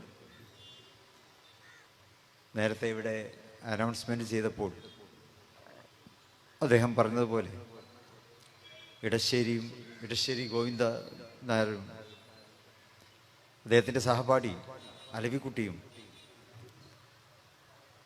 തോളിൽ കൈയിട്ടുകൊണ്ടായിരുന്നു സ്കൂൾ ജീവിതം പൂർത്തിയാക്കിയിരുന്നത്. ആ കൈ തോളിൽ നിന്ന് എടുക്കരുത് എന്ന് ഇടശ്ശേരി തൻ്റെ കവിതയിലൂടെ ആവശ്യപ്പെട്ടത് അത് അവർ രണ്ടാൾക്കും മാത്രം ബാധകമല്ല. ഒരുപാട് ഗോവിന്ദന്മാരും ഒരുപാട് അലവിമാരും ജീവിക്കുന്ന പ്രദേശമാണ് നമ്മുടെ പ്രദേശം. അപ്പം നമ്മൾ തോളിൽ കൈയിട്ടുകൊണ്ട് തന്നെ നമ്മൾ ജീവിക്കുക, നമ്മൾ മുന്നോട്ട് പോവുക, നമ്മൾ നടക്കുക എന്ന സന്ദേശമാണ് ഈ യാത്രക്ക് നൽകുവാനുള്ളത്. നമ്മുടെ പ്രിയങ്കരനായ MT വാസുദേവൻ നായർ ഇടശ്ശേരിയുടെ ആ കവിതയെ അധികരിച്ച് MT വാസുദേവൻ നായർ പറഞ്ഞത് ഈ കാലഘട്ടത്തിന് അനുസൃതമായ ഒരു മരുന്നാണ് ഇടശ്ശേരിയുടെ ആ കവിത എന്നുള്ളതാണ്. അതായത് നമ്മൾ തോളിൽ കൈയിട്ടുകൊണ്ട് തന്നെ നടക്കുക, ഒരിക്കലും നമ്മളത് പിൻവലിക്കാതിരിക്കുക എന്നുള്ളതാണ്. ബദർ മസ്ജിദും പൂരപ്പറമ്പ് തണ്ണീർ ക്ഷേത്രവും തോളിൽ കൈയിട്ടുകൊണ്ടാണ് നിൽക്കുന്നത്. അവിടെ വിശ്വാസങ്ങളാണ് തോളിൽ കൈയിട്ടുകൊണ്ട് നിൽക്കുന്നത്. ആ ആരാധനാലയങ്ങൾ വിഭാവനം ചെയ്യുന്ന വിശ്വാസം, ആ ആരാധനാലയങ്ങളിലെ വിശ്വാസികളാണ് നമ്മളെല്ലാവരും. ബദർ പള്ളി വിഭാവനം ചെയ്യുന്ന വിശ്വാസവും തണ്ണീർ ക്ഷേത്രം പൂരപ്പറമ്പ് ക്ഷേത്രം വിഭാവനം ചെയ്യുന്ന വിശ്വാസവും അത് ഉൾക്കൊള്ളുന്ന ജനവിഭാഗങ്ങൾ, ആ ജനവിഭാഗങ്ങളുടേതാണ് നമ്മുടെ ജില്ല. ഈ താനൂരിൽ ഇവിടെ തീരദേശം ഉൾക്കൊള്ളുന്ന ഈ പ്രദേശം വിശ്വാസങ്ങളാൽ നമുക്കിതിനെ അതിരിടേണ്ടതില്ല, മറിച്ച് വിശ്വാസങ്ങളാൽ നമുക്ക് കൂട്ടിപ്പിടിക്കുക, അതാണ് വേണ്ടത്. മനുഷ്യത്വത്തെ തേടാനാണ് ഓരോ വിശ്വാസവും നമ്മളോട് ആവശ്യപ്പെടുന്നത്. മനുഷ്യനെ തേടുന്ന മനുഷ്യത്വം, ആ മാനവികത, അതാണ് മതങ്ങൾ നൽകുന്നത്. ആ മാനവികതയാണ് മലപ്പുറം ജില്ലയെ ഇത്രമേൽ സൗഹൃദ ജില്ലയാക്കി മാറ്റിയിട്ടുള്ളത്. അരനൂറ്റാണ്ടിൻ്റെ മലപ്പുറത്തിൻ്റെ ചരിത്ര പാരമ്പര്യം അതാണ്. ഒട്ടേറെ വിമർശനങ്ങൾ കേൾക്കേണ്ടി വന്നുവെങ്കിലും മലപ്പുറത്തെ ജീവിതം കൊണ്ട് അടയാളപ്പെടുത്തുകയായിരുന്നു ഇവിടുത്തെ ഓരോ മനുഷ്യരും. എല്ലാവരും മലപ്പുറത്തെ ജീവിതം കൊണ്ട് അടയാളപ്പെടുത്തുകയായിരുന്നു. ആ അടയാളപ്പെടുത്തലുകൾ സ്നേഹത്തിൻ്റെതാണ്, സൗഹൃദത്തിൻ്റെതാണ്, അനുകമ്പയുടേതാണ്, സർവോപരി ക്ഷമയുടേതാണ്. പൊട്ടിത്തെറിക്കാൻ വെമ്പാത്ത മനസ്സാണ് മലപ്പുറത്തിനുള്ളത്. ആരെങ്കിലും പൊട്ടിത്തെറിക്കുന്ന മനസ്സുമായി മലപ്പുറത്തേക്ക് വരുന്നുണ്ടെങ്കിൽ ദയവായി നിങ്ങൾ തിരിച്ചു പോകണം എന്നാണ് നമുക്ക് അവരോട് പറയാനുള്ളത്. ഇവിടെ സഹനത്തിൻ്റെ മനസ്സാണ്, ക്ഷമയുടെ മനസ്സാണ്. ക്ഷേത്രങ്ങളും പള്ളികളും വിഭാവനം ചെയ്യുന്ന വിശ്വാസങ്ങളും ആചാരങ്ങളും അനുഷ്ഠാനങ്ങളും വ്യത്യസ്തമായിരിക്കാം. പക്ഷേ ആ വിശ്വാസം വെച്ചു പുലർത്തുന്ന മനുഷ്യരുടെ മനസ്സ് ഒന്നാണ്. അതാണ് മലപ്പുറം ജില്ല കാഴ്ചവെച്ചിട്ടുള്ളത്. അതിനെ നമുക്ക് അപകടപ്പെടുത്തിക്കൂടാ, അതിനെ ഇല്ലാതാക്കിക്കൂടാ എന്നുള്ള സന്ദേശം പുതിയ കാലഘട്ടത്തിലെ സമൂഹത്തോട് നമുക്ക് പലതും പറയാനുണ്ട്. എൻ്റെ മുമ്പിൽ പ്രസംഗിച്ചവരിൽ നിന്ന് നിങ്ങളത് കേട്ട് കഴിഞ്ഞിട്ടുണ്ട്. ഇന്നെല്ലാവർക്കും തിരക്കാണ്, ആർക്കും കൂടിച്ചേരാൻ സമയമില്ല, കൂടിച്ചേരാനുള്ള ഇടങ്ങളും നമുക്ക് നഷ്ടമായിരിക്കുന്നു. മുമ്പ് ഗ്രാമീണ ജീവിതത്തിൻ്റെ സൗരഭ്യം പൂത്തുലഞ്ഞു നിന്ന അന്തരീക്ഷമായിരുന്നു എല്ലായിടത്തും ഉണ്ടായിരുന്നത്. ഇന്ന് ഗ്രാമങ്ങൾ നഗരവൽക്കരിക്കപ്പെട്ടപ്പോൾ നമുക്ക് നഷ്ടപ്പെട്ടത് കൂട്ടായ്മയുടെ, സൗഹൃദത്തിൻ്റെ ആ നല്ല കാഴ്ചകളാണ്. എന്നാൽ നമുക്കതിനെ വീണ്ടെടുക്കണം. ഇൻ്റർനെറ്റും സോഷ്യൽ മീഡിയയും അതിൽ മാത്രം ശ്രദ്ധിച്ചാൽ പോരാ. അതൊക്കെ മിന്നിമറയുന്നതാണ്, സ്ക്രീനിൽ മിന്നിമറയുന്നതാണ്. വിശ്വസിച്ചുകൂടാ. എപ്പോഴും സ്ക്രീൻ ഡാർക്കാവും. എന്നാൽ നമുക്ക് നഷ്ടപ്പെടാത്ത കാഴ്ചകളിലേക്ക് നമ്മൾ കൺമിഴിക്കുക എന്നാണ് പറയാനുള്ളത്. കഴിഞ്ഞ കാലങ്ങളിൽ നമ്മൾ കടന്നു വന്ന വഴികളുണ്ട്, നമ്മുടെ പൂർവികർ കടന്നു വന്ന വഴികളുണ്ട്. ആ വഴികൾ പ്രകാശമാനമാക്കിയ ഒരുപാട് കാഴ്ചകളുണ്ട്. സ്നേഹത്തിൻ്റെ, സൗഹാർദ്ദത്തിൻ്റെ കാഴ്ചയാണ്, കൂട്ടായ്മയുടെ കാഴ്ചയാണ്. നമ്മുടെ നാട്ടിലെ ഒരു കല്യാണം നടക്കുമ്പോൾ ആ കല്യാണ വീട്ടിലേക്ക്, അവരുടെ ആവശ്യങ്ങളിലേക്ക്, പ്രയാസങ്ങളിലേക്ക്, ആശങ്കകളിലേക്ക് ആ ഗ്രാമത്തിലെ ഓരോരുത്തരും കടന്നു ചെല്ലും, അവരവരാൽ കഴിയുന്നത് സഹായിക്കും. അവിടെ സന്തോഷത്തിൻ്റെ പൂത്തിരിയാണ് കല്യാണ ദിവസം അവിടെ വിടർന്ന് കത്താറുള്ളത് എന്ന് നമുക്കറിയാം. ഇന്നൊരു പക്ഷേ അത് നഷ്ടപ്പെട്ടിരിക്കാം. നമുക്കത് വീണ്ടെടുക്കണം. ആരാണോ ബുദ്ധിമുട്ടുന്നത്, ആരാണോ വിശപ്പ് അനുഭവിക്കുന്നത്, ആരാണോ രോഗത്തിൻ്റെ തീക്ഷ്ണതയിൽ പിടഞ്ഞുകൊണ്ടിരിക്കുന്നത്, നമുക്കവരെ ഒറ്റപ്പെടുത്തിക്കൂടാ. നമുക്കെന്താണോ അവർക്ക് വേണ്ടി ചെയ്യാൻ സാധിക്കുക അത് നമ്മൾ ചെയ്തുകൊണ്ടേയിരിക്കുക.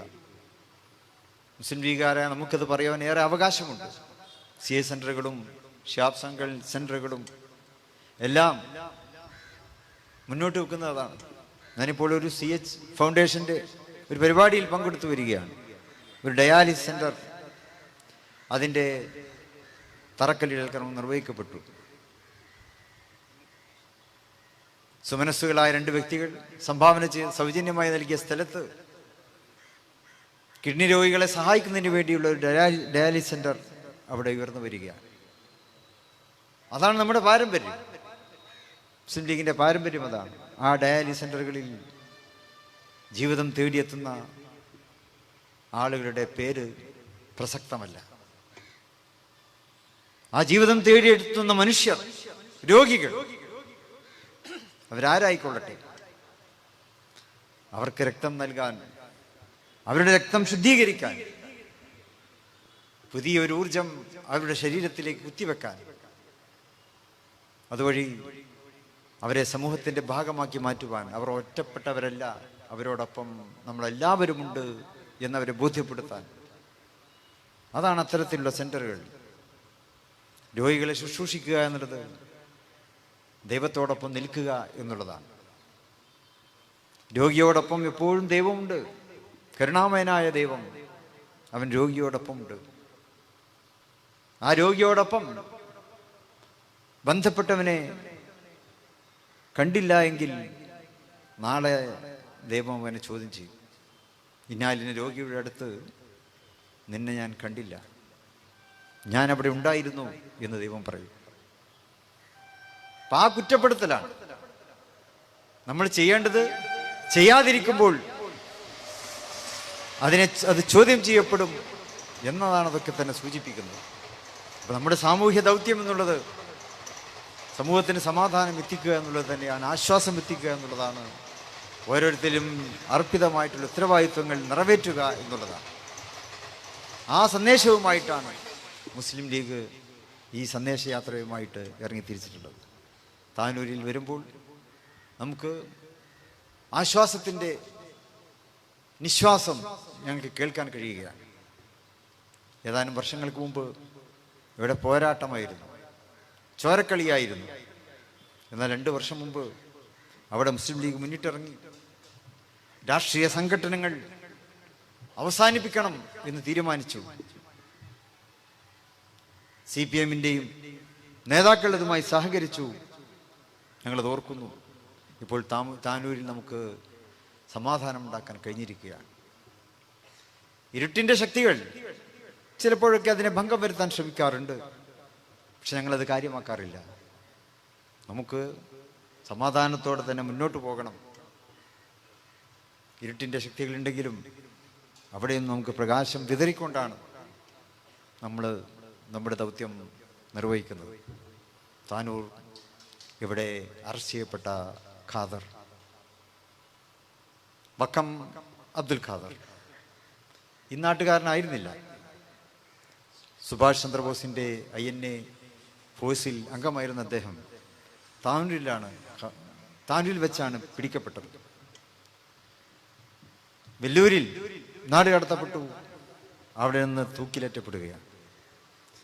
അപ്പോഴും അദ്ദേഹം പറഞ്ഞത്, ഞാനും എൻ്റെ സഹപ്രവർത്തകരായ മറ്റു പല മതക്കാരുമുണ്ട്, അതുകൊണ്ട് എന്നെ ഒറ്റയ്ക്ക് തൂക്കിലേറ്റണ്ട, എനിക്കെൻ്റെ ആ സഹോദര സമുദായക്കാരുമായിട്ടാണ് എന്നെ തൂക്കിലേറ്റേണ്ടത് എന്നതായിരുന്നു അദ്ദേഹത്തിൻ്റെ അന്ത്യാഭിലാഷം. ജീവിച്ചപ്പോഴും ജാതിമത ഭേദമന്യേ രാജ്യത്തിന് വേണ്ടി പോരാടിയവർ ജീവിച്ചു. രാജ്യത്തിന് വേണ്ടി മരിക്കുമ്പോഴും ഒന്നിച്ചു ചേർന്ന് മരിക്കണം എന്നുള്ള ആ വലിയ മഹാവിശ്വാസം, അതാണ് താനൂർ നമുക്ക് നൽകുന്നത്.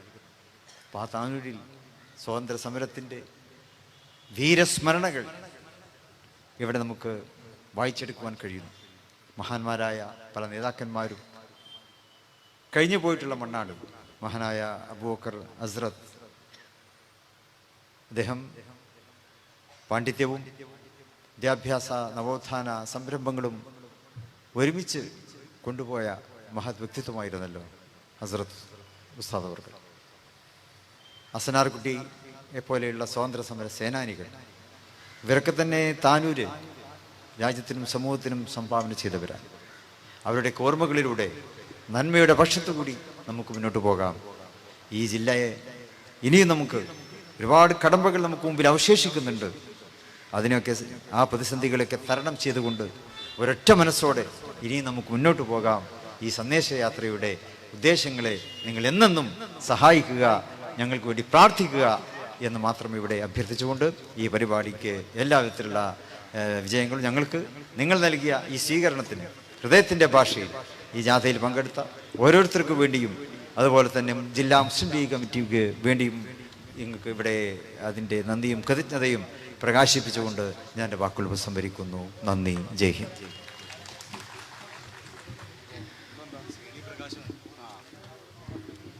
ഒരു CD പ്രകാശനുണ്ട്. IUML global KMCC Tanur municipality present ചെയ്യുന്ന ഉയരാണൻ പച്ചപ്പട എന്ന CD പ്രകാശനമാണ് ഇവിടെ നടക്കുന്നത്.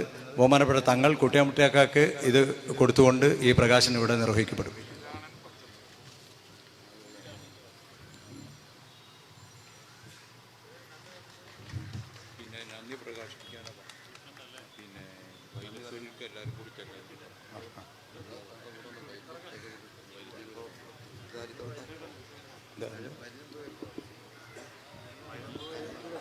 ഇവിടെ കൂടിയിരിക്കുന്ന എല്ലാവരും ഈ വാഹനത്തിൻ്റെ അകമ്പടിയായി വയലത്തൂരിലേക്ക് എത്തിച്ചേരണമെന്ന് വിനീതമായി അഭ്യർത്ഥിക്കുകയാണ്. തങ്ങളുടെ വാഹനത്തിന് പിന്നാലെയാണ് എല്ലാവരും പോകേണ്ടത്. ആരും വാഹനം മറികടന്നു പോകരുത്. ഇവിടെ കൂടിയിട്ടുള്ള എല്ലാവരും വയലത്തൂരിലേക്ക് എത്തണമെന്ന് വിനീതമായി